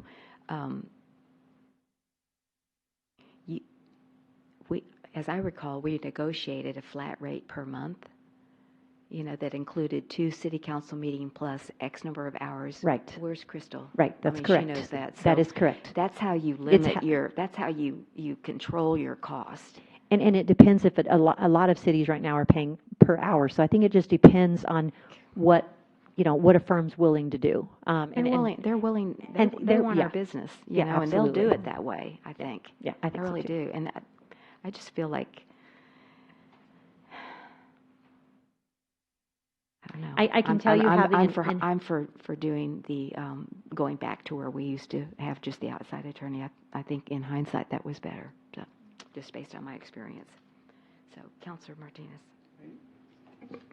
I agree with you, Mayor. One of the advantages, even we just went to Hog Wild from Rampage Law or Navarro. Denton Navarro. Denton Navarro. One of the advantages of them is they have, I believe, 20 attorneys. So, they'll assign an attorney specifically to our city that'll do most of the work. But if we have a special case, that attorney can go, hey, Bob, Leon Valley has a problem. Give me your ideas. Or, hey, Bill. And, they can, you're getting the benefit of 20 attorneys for the price of one.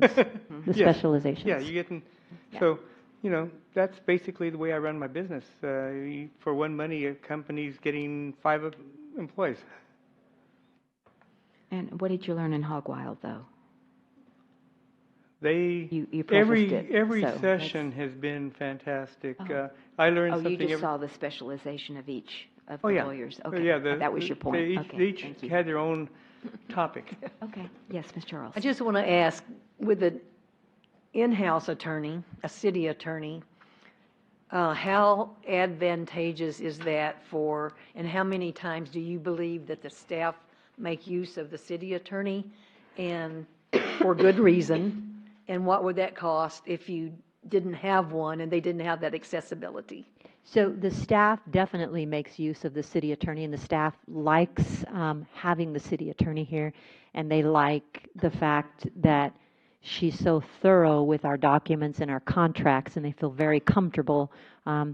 It took me, I don't know, 6 months, a year, something like that, where all of a sudden, if I see a Denise Frederick signature on a contract, I feel very comfortable and just semi-looking at it and signing it, as long as I know what it's about. I don't look at it anymore the way I used to. So yes, but if another attorney were to, that I were to trust in contract law were to do that, I would do the same thing. So yes, staff does enjoy that. But right now we're just looking at the numbers. What staff the way it would limit staff, I think was the second part of your question, is the staff would have to go probably through me, to say, yes, you may call this attorney for that. No, you may not. Because that's what I didn't like when I very first got here. There was calls to attorney that other people could have answered, that there was no need to call for legal advice on that. And that's what I was not liking. Do you believe the value of a city attorney has really kept a lot of the staff and the city out of trouble because of their accessibility and ability to answer questions? No, I don't. I believe that the value of the city attorney is in the contracts and the paperwork that flows through her desk. And we don't worry about how much paperwork we send her, or we don't worry about that type of stuff because we know we're not getting billed per hour. So that would certainly change. And I would pay more attention, and there's certain small contracts that I would just do myself. I hope I answered your question. I'm not trying to dodge it. No, but then the outside attorney too, the contract would include coming to council meetings to keep us out of trouble? Yes, absolutely. Yes, that's right. Okay. That'd have to be part of the contract. And the other way you could do it is, if you decided to go outside, you could split up the prosecutor and use somebody for a prosecutor. You could use somebody to do everything else. You could use one firm to do everything. Just kind of depends on the way your RFQs come in, what the council wants. Ms. Alcazar. At one of the conferences I attended recently, there was another special addition to the law firm was actually a city planner. And I said, wow. And so I talked to them more, and they said, yeah, we have so many questions where we have an expert on planning and zoning as the attorney, but we thought it advantageous to add a planner. And I said, oh, wow. And then as you listened and as they presented and, they tag teamed each other, it was an impressive thing to do. And I thought that in particular was something our city itself could use. So I'm tending to think an outside firm might be where we need to go now. I'm just ambivalent, but I like the idea of the firms we've seen. I've seen 3 different ones in the past 2 months, and I would pick my favorite of the 3, but you can't do it that way. So you have to listen to them. But what we need is, I think that would help the city right now is just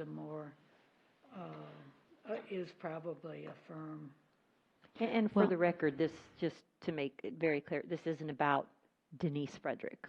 This is about the value that the Leon Valley taxpayer is getting and what it's costing him for legal services. That's what it's about. You have to remove the person, and you have to think about the policy decision that you're about to make. Right. Just one other note. But it has nothing to do with. Ms. Kinsler, and that is, as I've read and reread and read the Home Rule Charter, the city attorney is your decision. The hiring of the city attorney is my decision, but your decision is the budget. So you let me know as to whether or not. Yeah, but I'm just saying that I just wanted to bring that up. Yes, Mr. Bradshaw.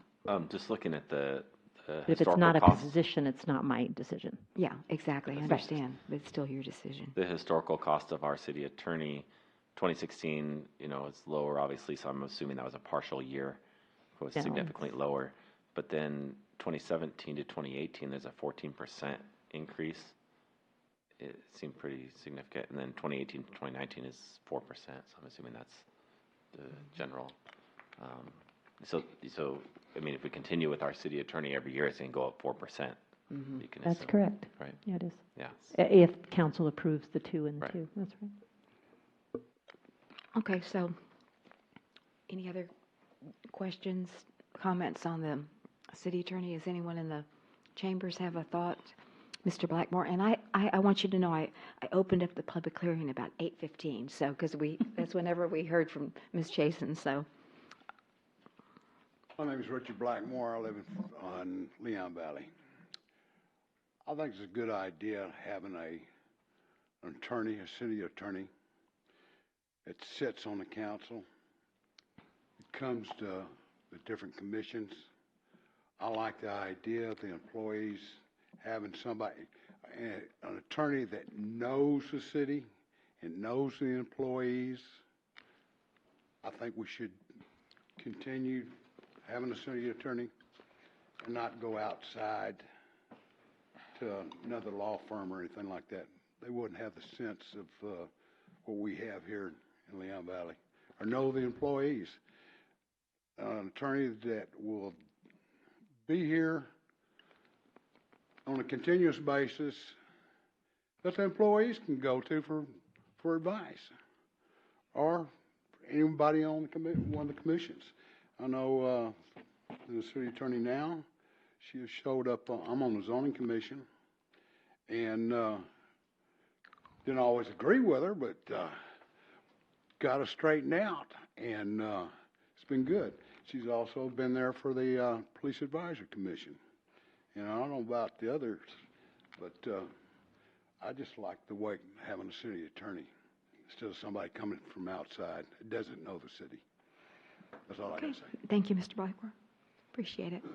And Anyone else? Nice. It is nice to be able to call the city attorney to the meetings and not have to worry about the billing. Okay, we have Ms. Baldridge that wanted to add something. Good evening and welcome. I just would like to make a comment or two about history here. By having a single attorney, not staffed, but sitting on the council, you get a lot of outside input, which can be very, very helpful. We had a gentleman, I think the whole time I was Harvey Hardy. working with other cities as well. And you'd be surprised what kind of information they can bring that's very helpful.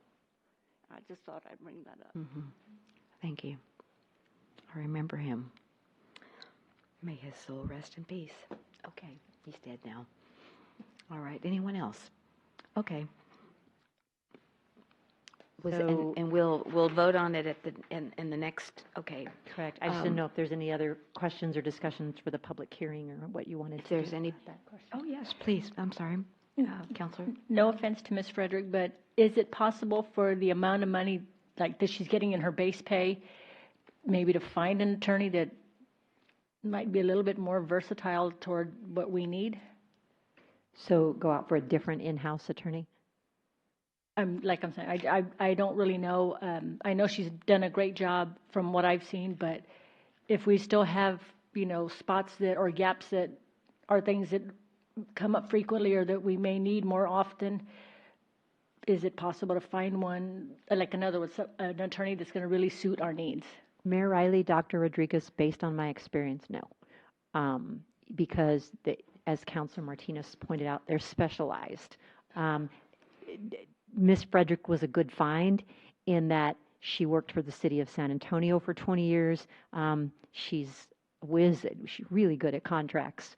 And she understands municipal law. She was able to pick up in municipal court and move. And yeah, she was a unique find.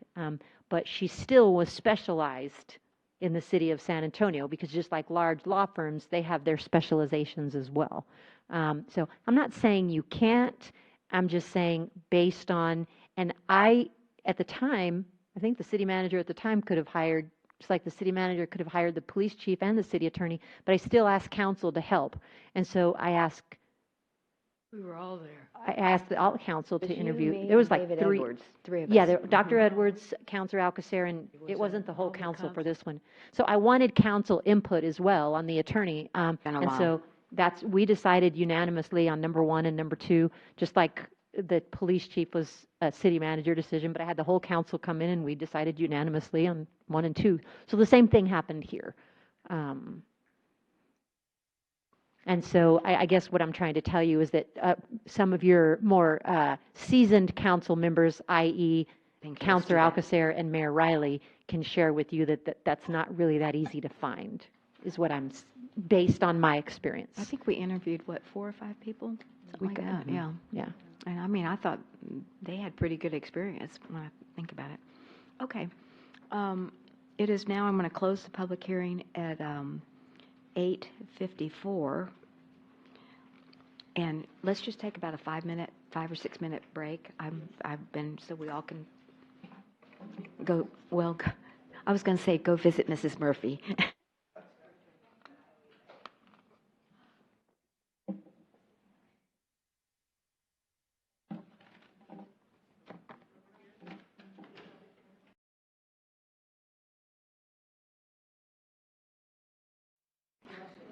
So, Vicki, where do we make these motions? In what agenda item that we just discussed in number 3? Where would we make those motions? It would be number 4. You would make the regular motion and then go and say that you, whatever the motion is that you want to do, in reference to the ED person, in reference to the city attorney, in reference to whatever she wants you to specify. Okay, all right. And So it's number 4, the one that's coming up? Yes, ma'am. Okay, very good. Okay.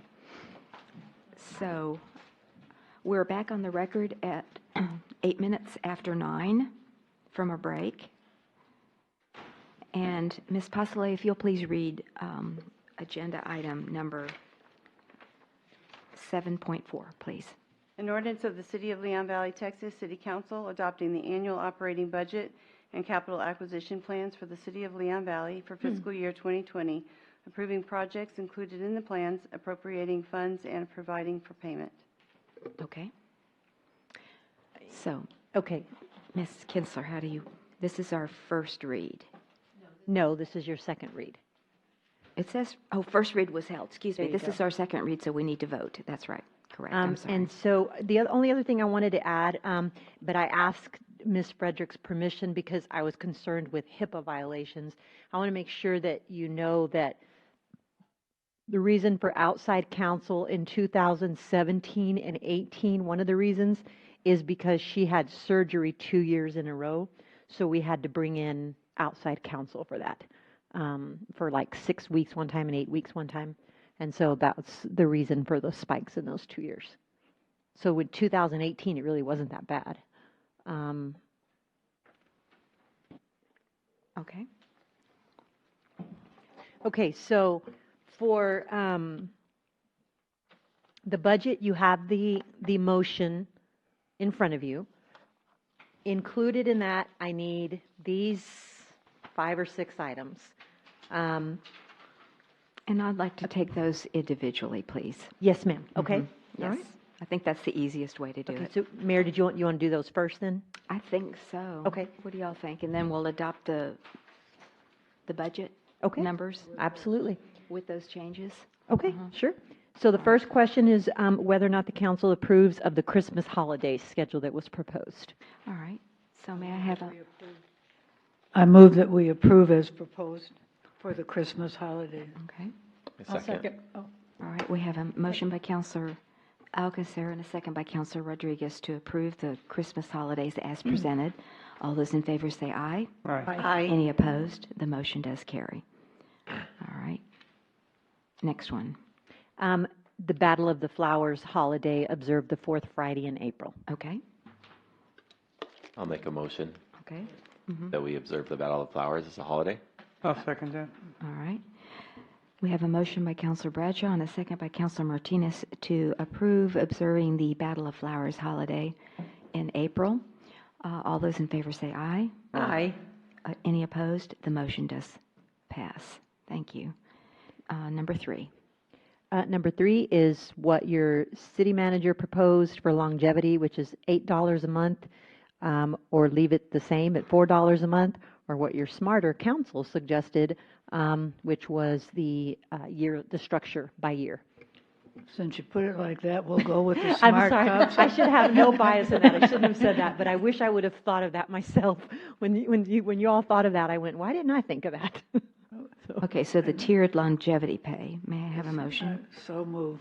All right. Second. We have a motion by Counselor Alcacer and a second by Counselor Charles to adopt the tiered longevity pay structure. All those in favor say aye. Aye. Any opposed? The motion does carry. Number 4. Okay, so number 4 then is your economic development director. Okay. That is, Okay. I make a motion Okay. that we have a separate economic development director, but keep the business specialist. I second. Okay. All right, so we have a motion by Mr. Martinez and a second by Mr. Bradshaw to hire a separate economic development director and keep the business specialist as discussed.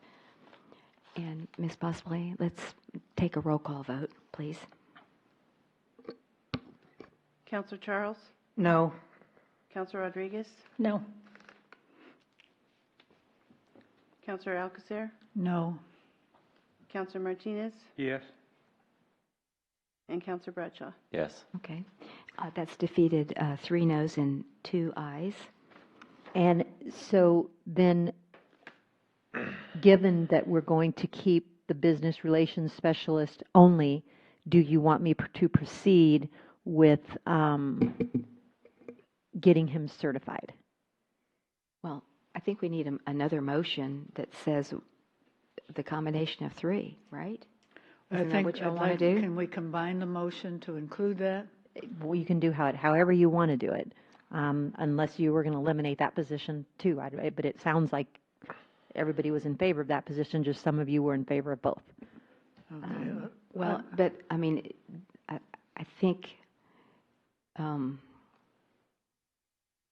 I just want it clarified that Mr. Will is going to do economic development and the business relations specialist, and that you're going to continue to do it, and so is the special events coordinator. If that's what y'all want, just think we need to be real clear, and for how long, and certification. Yeah.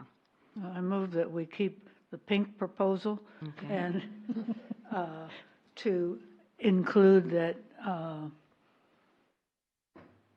Mr. will be allowed to take the certification that he could have taken earlier this year to complete his certification, and that in so doing that he commit to a minimum of 2 years to Leon Valley and using it.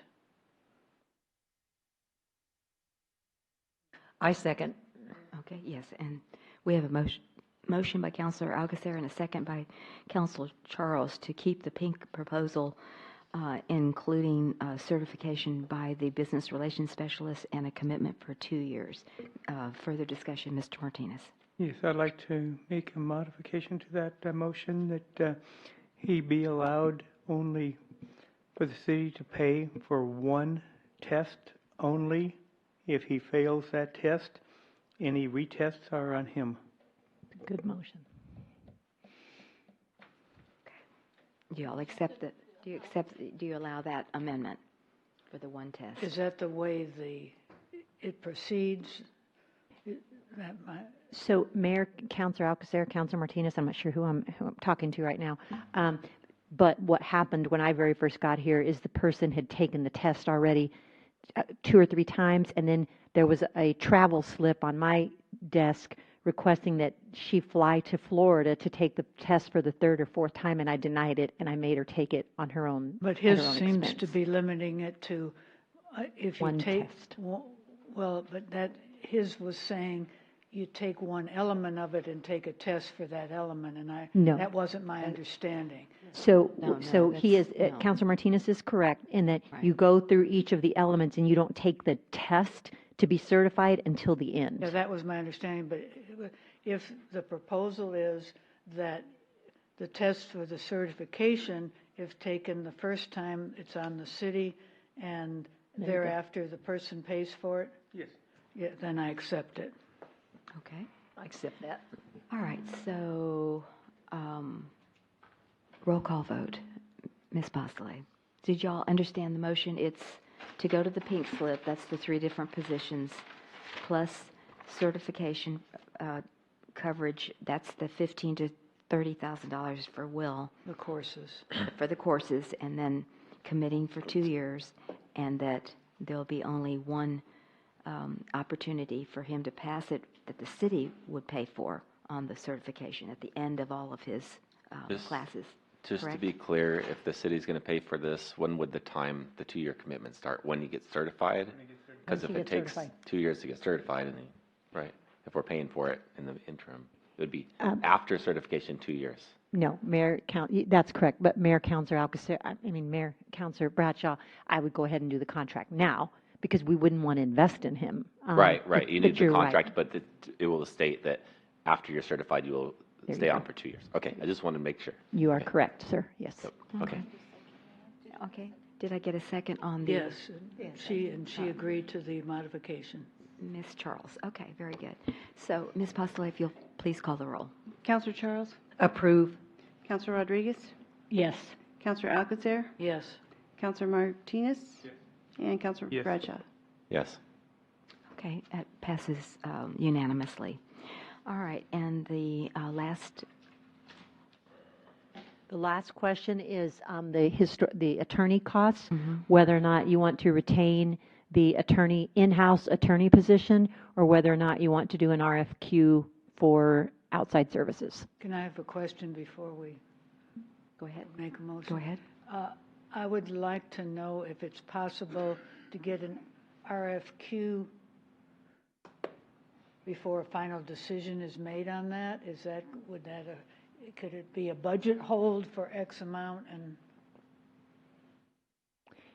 and then make a decision after, because we have no clue what the RFQ would come in. Maybe it'll come at $200,000.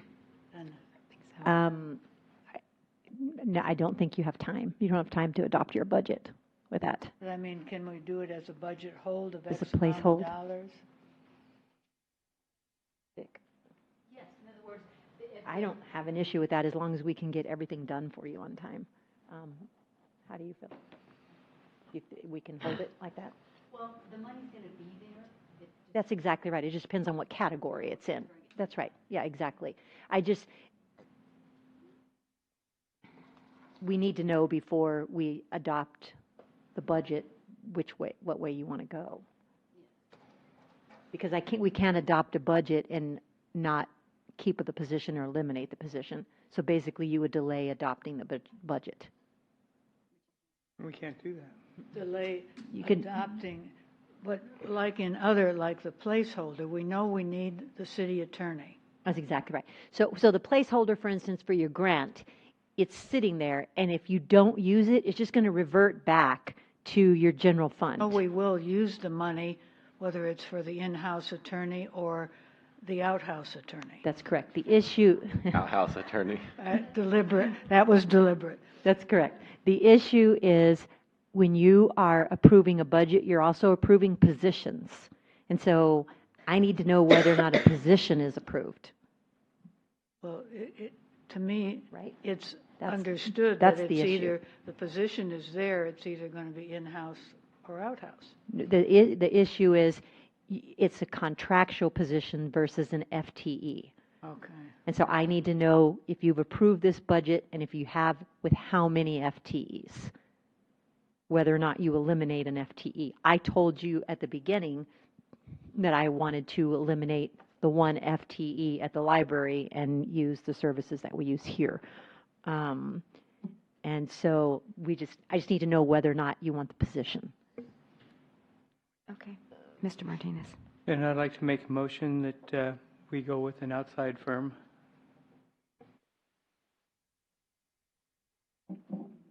And is there a second?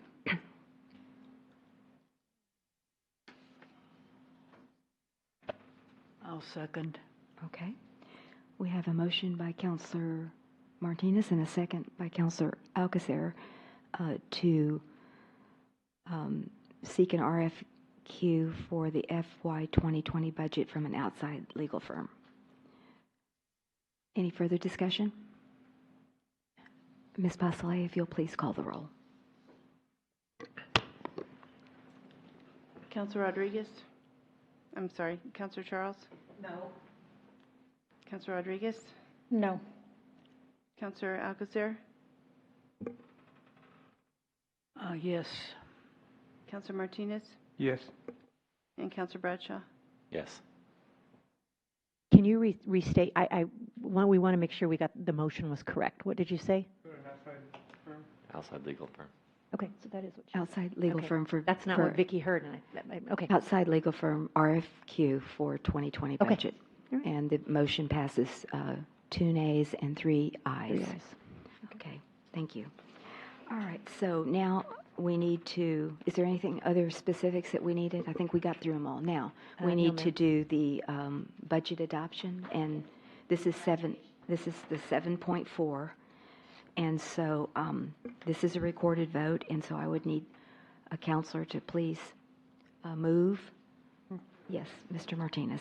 Then I move to adopt the ordinance approving the budgets and associated capital acquisition plans for the city of Leon Valley, Texas for the fiscal year 2020 as amended tonight. Ms. Pasley, would you please? Oh, may I have a second. second? Yes, and I have a second. So I have a motion by Counselor Martinez and a second by Counselor Bradshaw to adopt the ordinance approving the budgets and associated capital acquisition plans for the city of Leon Valley for the fiscal year 2020 as amended. Ms. Pasley, if you'll please. Question, yeah, do we further- have to delineate, or is that No, what we as just did? amended. Okay. We just fixed Right, it, I as believe. amended. Right? I'm good with that. Ms. Pasley, if you'll please call the roll. Counselor Charles? Yes. Counselor Rodriguez? Yes. Counselor Alcacer? Yes. Counselor Martinez? Yes. And Counselor Bradshaw? Yes. The budget passes unanimously. Thank you. All right. Then moving to agenda item number 7.5. Ms. Pasley, if you please read that ordinance. An ordinance of the City of Leon Valley, Texas City Council ratifying the fiscal year 2020 budget that will raise more total property taxes than last year's budget by $309,507 or 7.17%, and of that amount, $11,565,561 is tax revenue to be raised from new property added to the roll this year. Thank you. Vicki, are you going to present something here? Yeah. No. Oh, okay. Okay. I just had a question because you and I talked last week. So would you explain where the 7.17 increase comes from, especially since we Right, adopted since the we're same, not since we doing- adopted our effective tax rate? So basically for Yeah. this is only to do with the budget. We're only Right. looking at what we had budgeted for fiscal year 18 and what we put in there for 19. So what's the difference? That's what that's for. That's all that's for. Doesn't have anything to do with the official calculation that Bear County does or anything. And I guess my question to you was that increase that, well, you said last year it was 10%, right? You and I talked about that, but what is attributing to that increase? More revenue. In other words, we're putting in From- 309 more from fiscal year 18 to, from fiscal year 19 to fiscal year 20. Okay. That's it. And that's from our appraisals, right? Our values primarily? Correct. Okay, so that's it? That's it. Okay, all right. I think Is it red light camera? Is it, No, impound no, it has lot? nothing to Because, do- we. I'm we- sorry, we yes. keep- Yeah, that's what I wanted. I wanted to make sure everybody Property understood that. tax. Property tax. Okay, yeah, property tax. I'll make a motion. Okay, go ahead. You want it? I make a motion, we approve. Oh, no, you got to read it. You have You to got to read read it. it. Yeah, go All ahead. right, I'll Huh? do the motion. I got a cheat Go sheet? ahead. Yeah, Go ahead, Ms. I move Alcacer. to adopt the ordinance ratifying the fiscal year 2020 budget that will raise more total property taxes than last year's budget by $309,507, or 7.17%, and of that amount, $11,565,561 is tax revenue to be raised from new property added to the roll this year. I second. All right, we have a motion by Counselor Alcacer and a second by Counselor Charles to adopt the ordinance ratifying the fiscal year 2020 budget that will raise more total property taxes than last year's budget by $309,507, or 7.17%. And of that amount, $11,565,561 is tax revenue to be raised from new property added to the roll this year. Ms. Bosley, if you'll please call the roll. Counselor Charles? Yes. Counselor Rodriguez? Yes. Counselor Alcacer? Yes. Counselor Martinez? Yes. And Counselor Bradshaw? Yes. Motion passes unanimously. Thank you. All right, so that's 5. I just want to take this opportunity to thank Vicki and Ashley and Kelly and all of the directors for working on the budget. And I think this is the earliest. Last year it was the second meeting in August that we passed it. So this is even earlier. So anyway, hard work, lots of great input, and thank you all very much. I echo the thank you. Yeah, you bet, because it's hard, and that's our primary job, is this budget as a council, I think. So anyway, but thank you. All right, moving then to regular agenda 8.1. Ms. Pusley, if you'll please read that agenda, that ordinance. An ordinance establishing and adopting for the purpose of taxation the calendar year levying a tax of 0.475377 for maintenance and operations and 0.068213 for interest and sinking fund for a total tax rate of 0.543590 on all property subject to taxation and situated in the city of Leon Valley, Texas, on the first day of January 2019, establishing the rate of said levy, determining due date, delinquent date, interest rates and delinquencies, and for penalties and delinquencies, and determining the enacting and delinquencies, and for penalties and delinquencies, and determining and enacting other matters pertinent, necessary, and incident to the subject, and providing for savings clauses. Okay, thank you very much.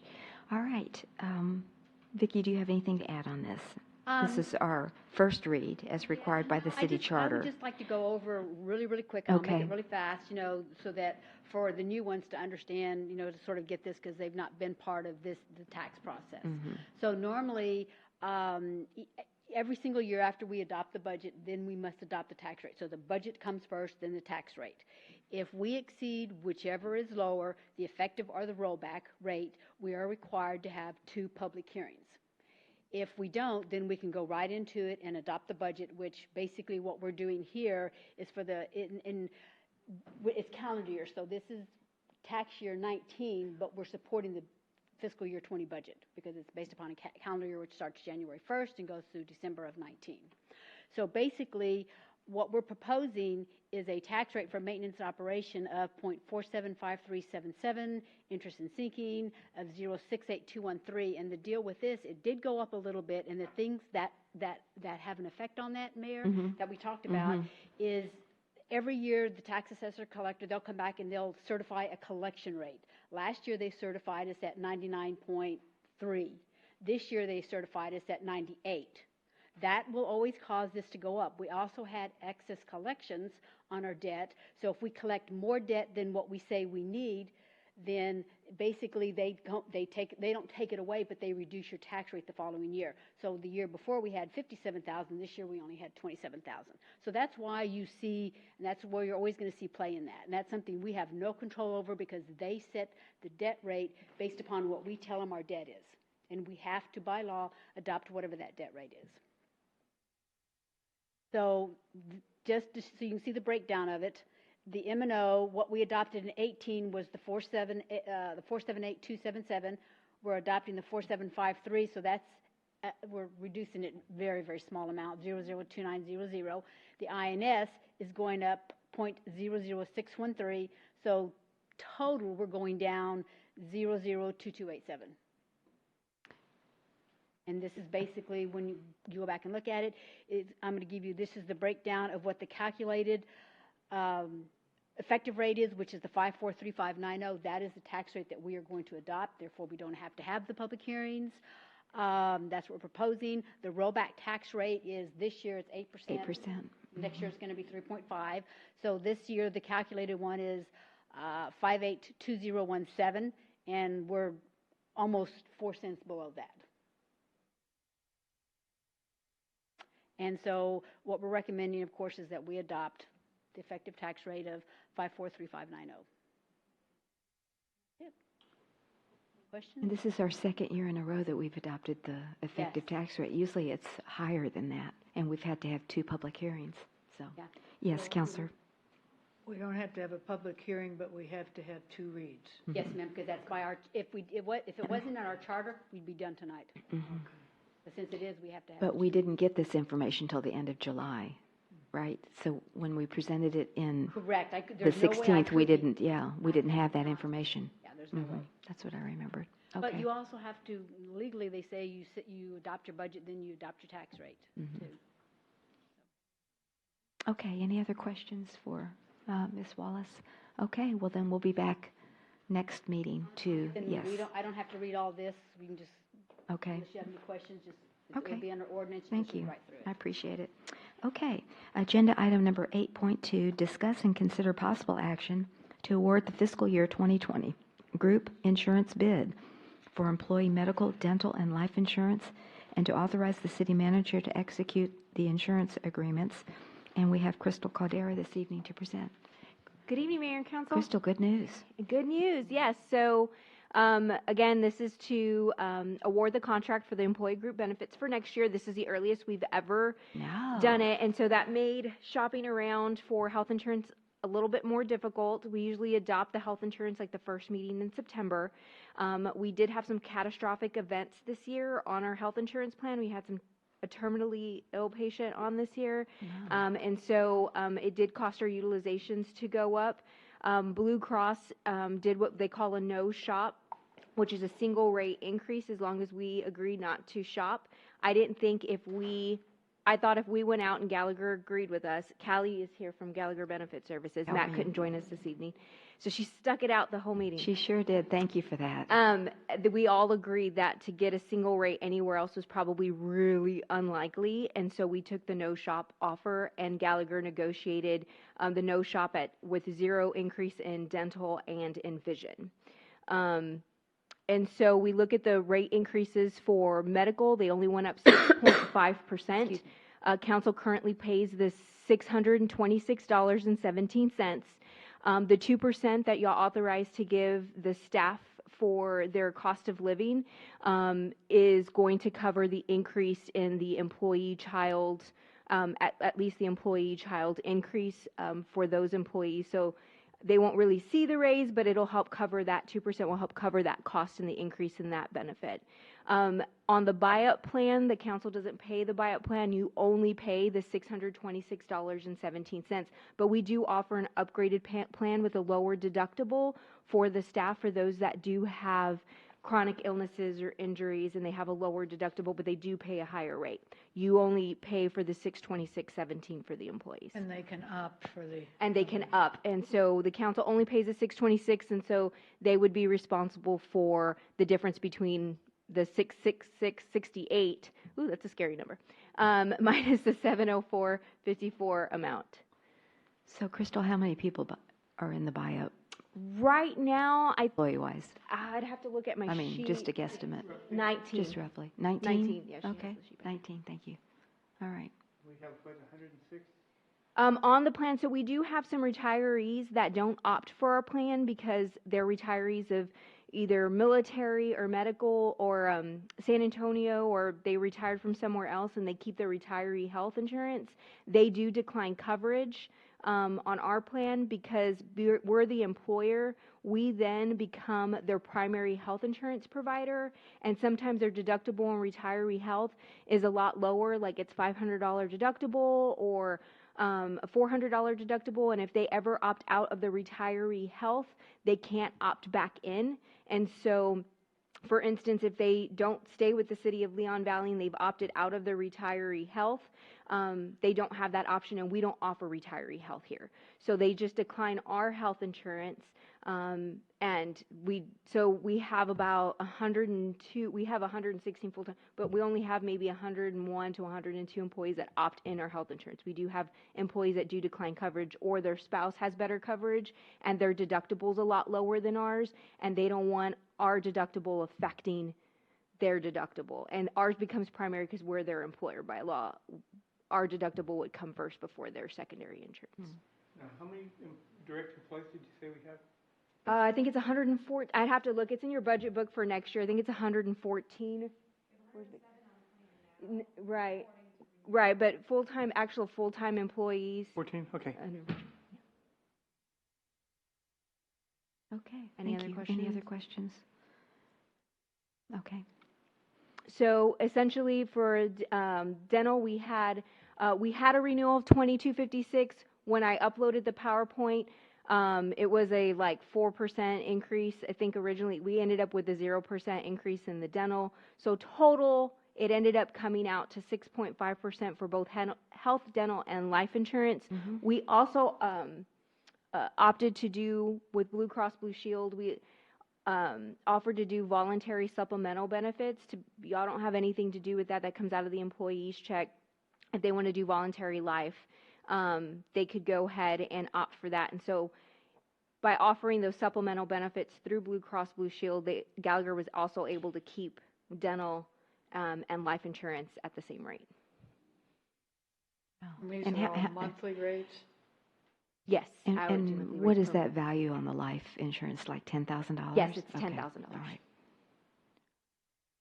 And so y'all already passed the budget. The money is in there for the budget. We budgeted 17%, and the health insurance came in at 6.4%. Okay. So where's Vicky's left? So what's the difference? As far as what? We budgeted 17%. This is what was 6%. That total amount? So you want to know minus- money. So Yeah, I do. 80,000 savings in your general fund money, and $100,000 roughly overall in all departments.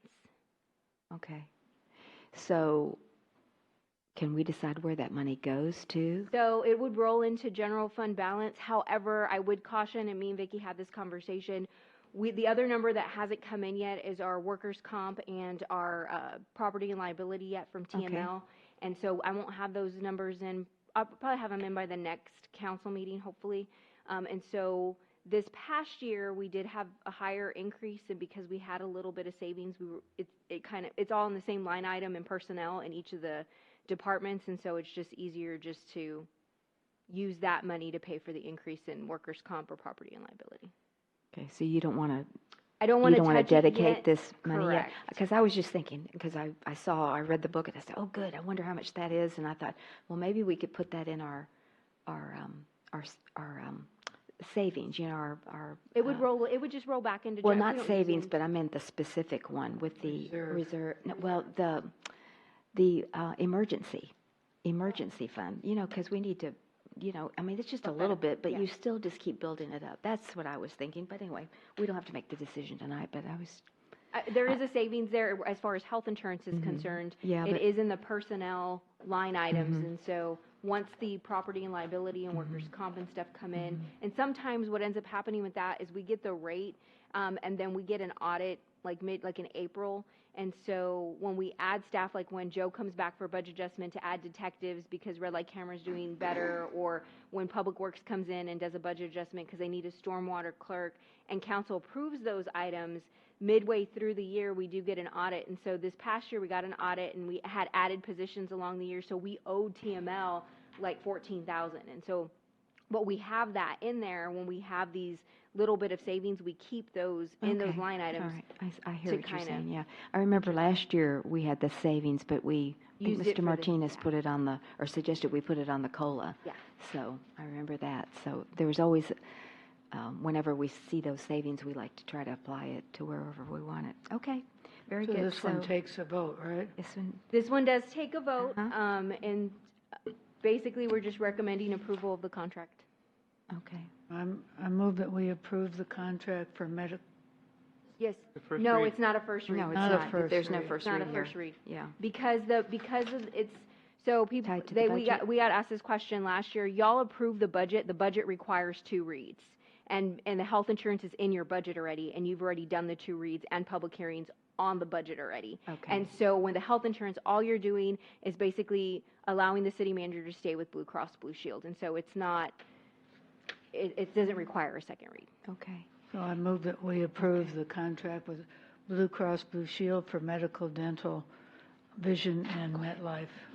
I'll second. All right, we have a motion by Counselor Alcacer and a second by Counselor Charles Rodriguez. I'm sorry, Rodriguez. I just knew it was over here. Excuse me, you were fighting over it. To execute a contract with Blue Cross Blue Shield for the 2020 medical, dental, and MetLife insurance plan as presented. All those in favor say aye. Aye. Any opposed? The motion does carry. Okay, you. well, thank you and good luck, and thank you so much for waiting all night. We really appreciate it, and thanks for your efforts. Always love to save for our Mayor, I want to clarify, the reason that wasn't a second read was because that was not an ordinance. Thank I you. just want to make sure for the record that there was Appreciate no. it. Thank you so much for that. Okay. We're still learning after a year and a half of, okay. So we've done 3, 4, 5, so now we go to 6. So 8.6, Ms. Postle, if you'll please read that ordinance. An ordinance of the city of, oops, am I on? Yeah. An ordinance of the city of Leon Valley, Texas, City Council accepting the Southwest Texas Regional Advisory Council Trauma System Grant in the amount of $3,131, amending the general fund budget of the city of Leon Valley, Texas municipal budget for fiscal year 2018-2019 to increase the budget in the amount of $3,131 to provide funding for purchased medical supplies and equipment used for providing emergency medical care in Leon Valley, providing for repealer, severability, and savings clause, and providing for an effective date. Thank you. Good Mayor evening, Ca- Chief. How are you? I'm great. Okay, good. Mayor and Council, this is simply a grant that we receive from STRAC that we attempt to get every year, and we use these funds to offset the cost of replacing equipment and supplies. There is a price that goes with it. We have to attend a certain number of meetings. We have to participate in a lot of things. But there are things that are through our normal course of business, and it makes us eligible for this funding. Great. And this year we bought equipment with it that the city didn't have to provide. Okay. It's That's that simple. Okay. It's free. I know. Thank you. $31.30.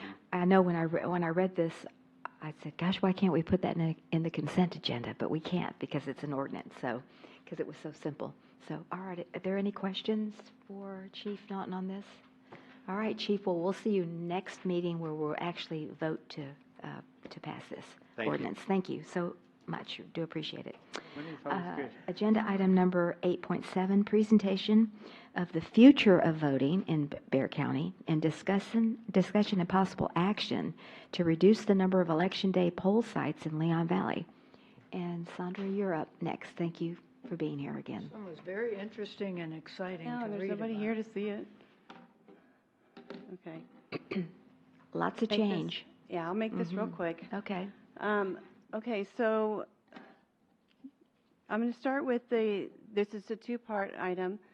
The first item on here is the new voting machines. I'm sorry, where's the other one? Oh, see, you wanted this green one, but nobody uses it. But It's been used. okay, so the Commissioners Court approved this new machine at the May 21st hearing. This is going to be, all of Bexar County is going to have to use this machine beginning with the November elections. Okay, so real quick, the machine is still a touch screen equipment. So the voter will go up, make their vote, and then it's going, when they hit submit, it will shoot out a little card. You can kind of see it right here. It'll be a hard piece of paper. They can check their vote. They can look it over, you know, because a lot of times people will say, oh, I didn't vote that, whatever. This, they can actually look at it. They can take a picture of the phone. They can take it home. It doesn't matter. But if they take it home, they're not voting. So just remember. But then they walk it over to this machine that looks like a big trash can with a thing on it, which it is really. They drop it in? Drop it in. No way. It sucks it on in, and then you get a flashing thing on there. It says your vote has been cast. Interesting. So I am going to try to get one of these. I'm going to try real hard to get one of these at the next coffee so people can see it or hear at a meeting or something. Of course, they're not cheap, so if I can talk Jackie into doing that, we will. But I think the voter will like it because you can actually touch it and see your vote, you know. And I think that's really smart because if people go in for the first time, they're going to be freaked out. Like, what? I'm used to this little thing on a desk, you know, a little, you know. Right. So, yeah, this is a real change, even though it looks like it's pretty simple. Now, you know what, as I'm hearing you and I'm thinking about it, this top part right here, the little screen, can still be carried out to the voter who's going to vote curbside. Oh, okay. How it's going to be put into that box from there, I don't know. Unless this thing comes on wheels and they're going to push that whole thing out to the curb, I don't know that part. This is all still fairly new, but I'm sure the county will figure that part out. This machine, this equipment is going to cost more, but Jackie says that the November election is not going to cost us more. May will probably cost more. Of course, we didn't have that information before I put it in budget, but we always have a little bit of cushion in there, so we should be fine. Okay, so the next part of this is the countywide polling places.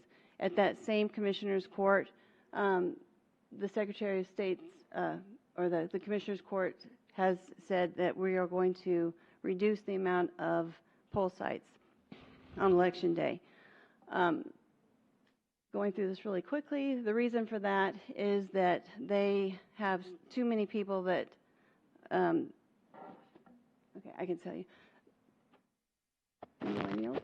The millennial? Okay. Yeah.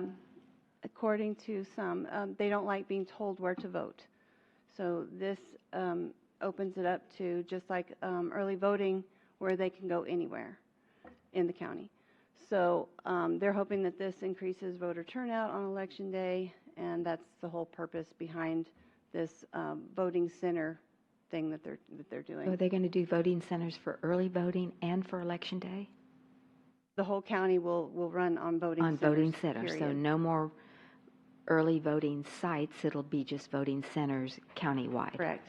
For both the early voting time and the election. We're still going to have our early voting time, right? Yes. Okay, Yes. very good. And okay. the conference center still, you know, we're all good on there. All right.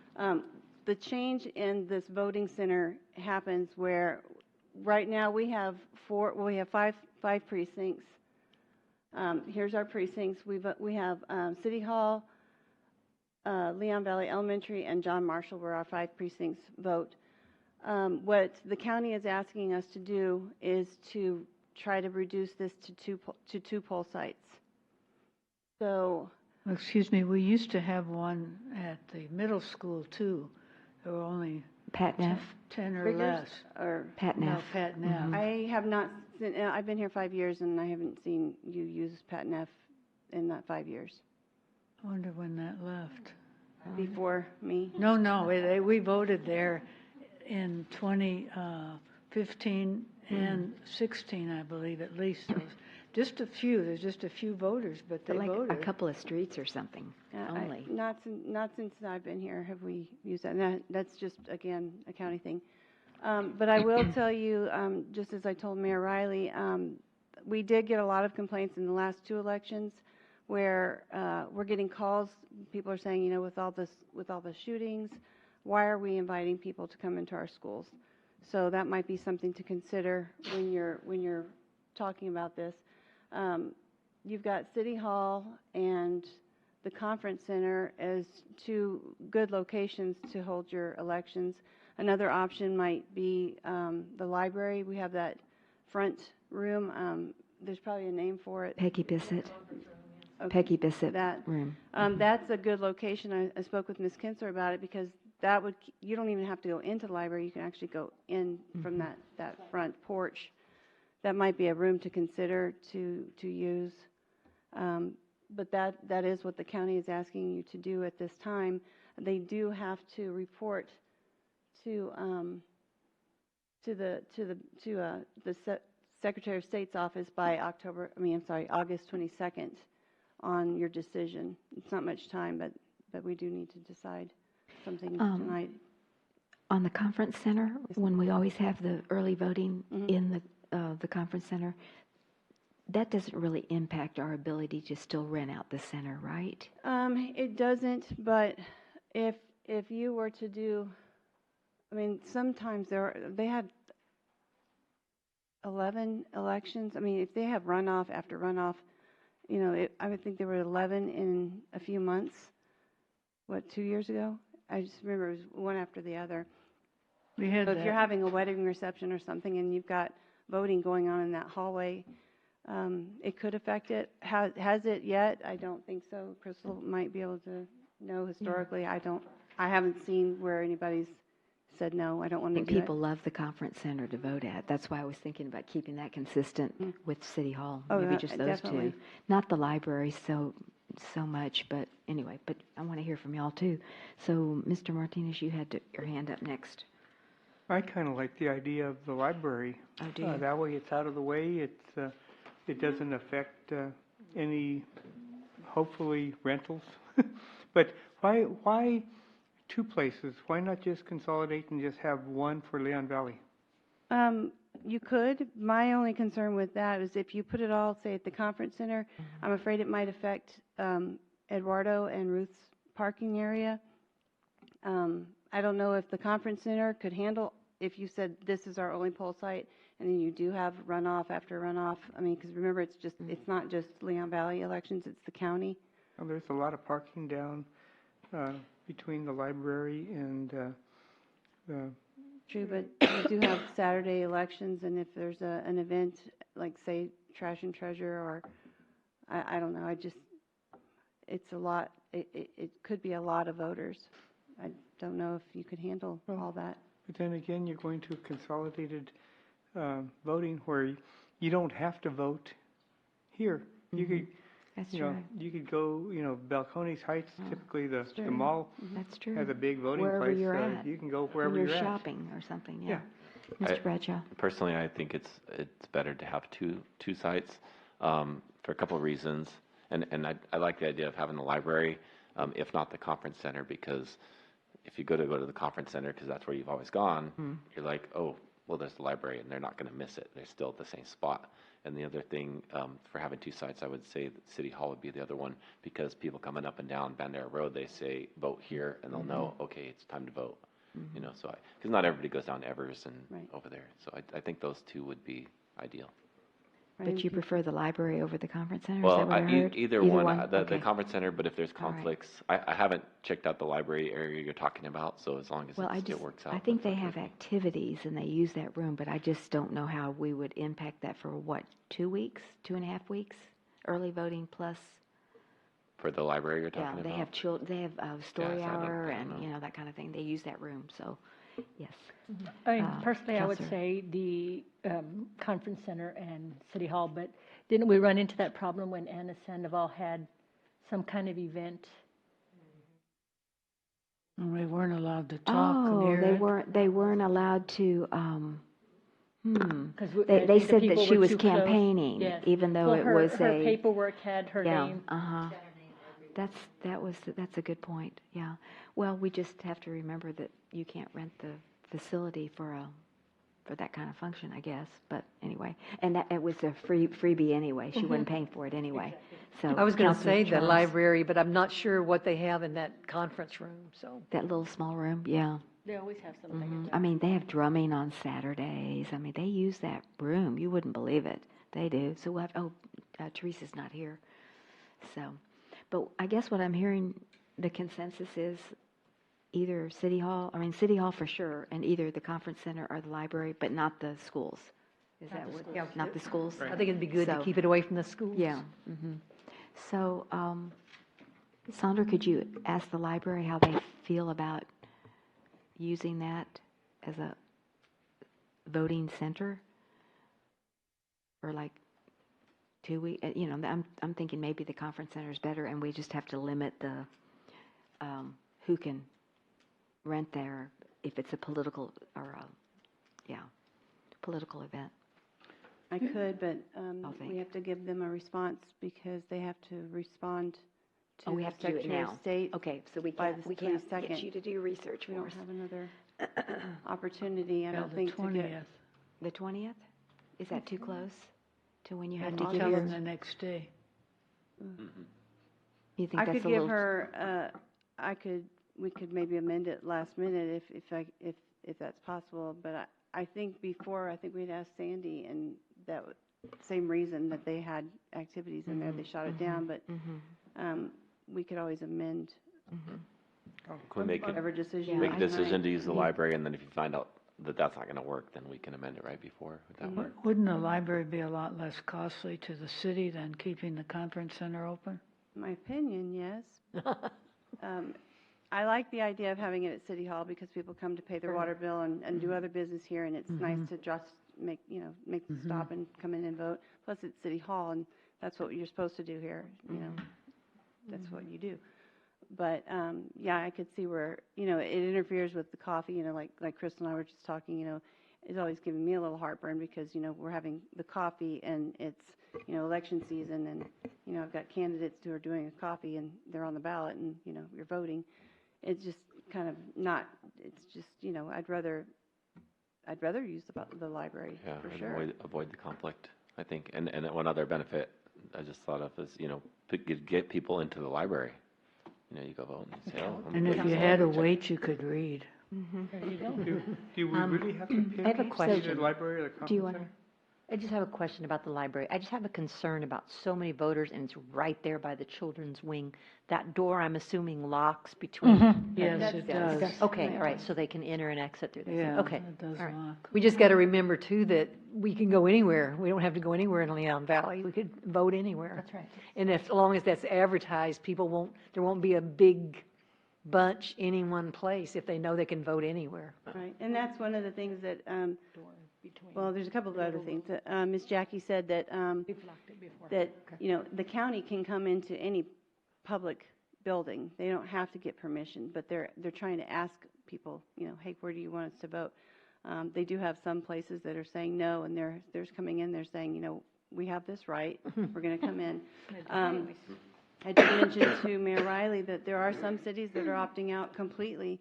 They said, well, you know what, we don't want other people voting in our city, we're not going to do it at all.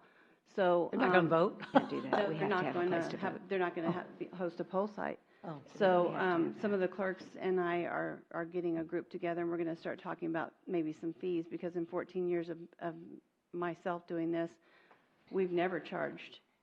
But if cities like Leon Valley are going to take the brunt of the voters because other cities are opting out of hosting, then you might have to start considering charging. So you would take like your utility bill for the month and break it out, and, maybe the county has to pay your utility bill for those days or something. Okay. So All right, so. we'll talk about that later. So it means that, I'm sorry, No, go ahead. City More Hall discussion. and the library or conference center would have to be open the whole time, not like now where we just have the one early voting. They would both have to be available for City Hall would early have to be and available. regular. Correct. Is that going to impact that room? It would. It would. So, okay, well, it just, but we got to have vote. We have to have voting sites here. We just have to. That's part of democracy. Who would like to make a motion? Because it is a motion here. I'd like to make a motion. Yeah. That Possible we action. reduce the places to the two, City Hall and either the library or the conference center, if the library is available. To me, that's the first choice. And if not, the conference center. And eliminate the schools. And eliminate the schools, yes. Okay. I'll second. All right, we have a motion by Counselor Alcacer and a second by Counselor Bradshaw to designate City Hall and the library/conference center, depending upon availability, for voting centers in the November election, eliminating the school options in the past. All elections. All elections. Okay, all elections, not just November. Okay, thank you. Any further discussion? All those in favor say aye. Aye. Aye. Any opposed? The motion does carry. Okay, thank you. Really appreciate it. I can't wait to see those newfangled machines. All right. There's not too many people. Any citizens to be heard? Mayor, I have one other question. Yes, sir. And this is for Kelly. I should have asked it in her section. Okay. Looking at your city manager's report, why is the City of Leon Valley playing collection agency for Tiger? That to me, that if a resident doesn't pay their. Can you explain the report that you're talking? Because we don't play collection agent for Tiger.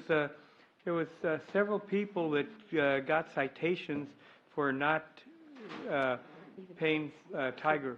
No, they didn't get citations for that. They get citations for not having service. Okay, yeah, for that's not in the having code. service. So that's not, that's the same. Mr. Martinez, yeah. Mr. Martinez, can y'all just, I'm getting advice from the city good attorney point. that it's not on the agenda. You're Right. not a citizen, I'm sorry.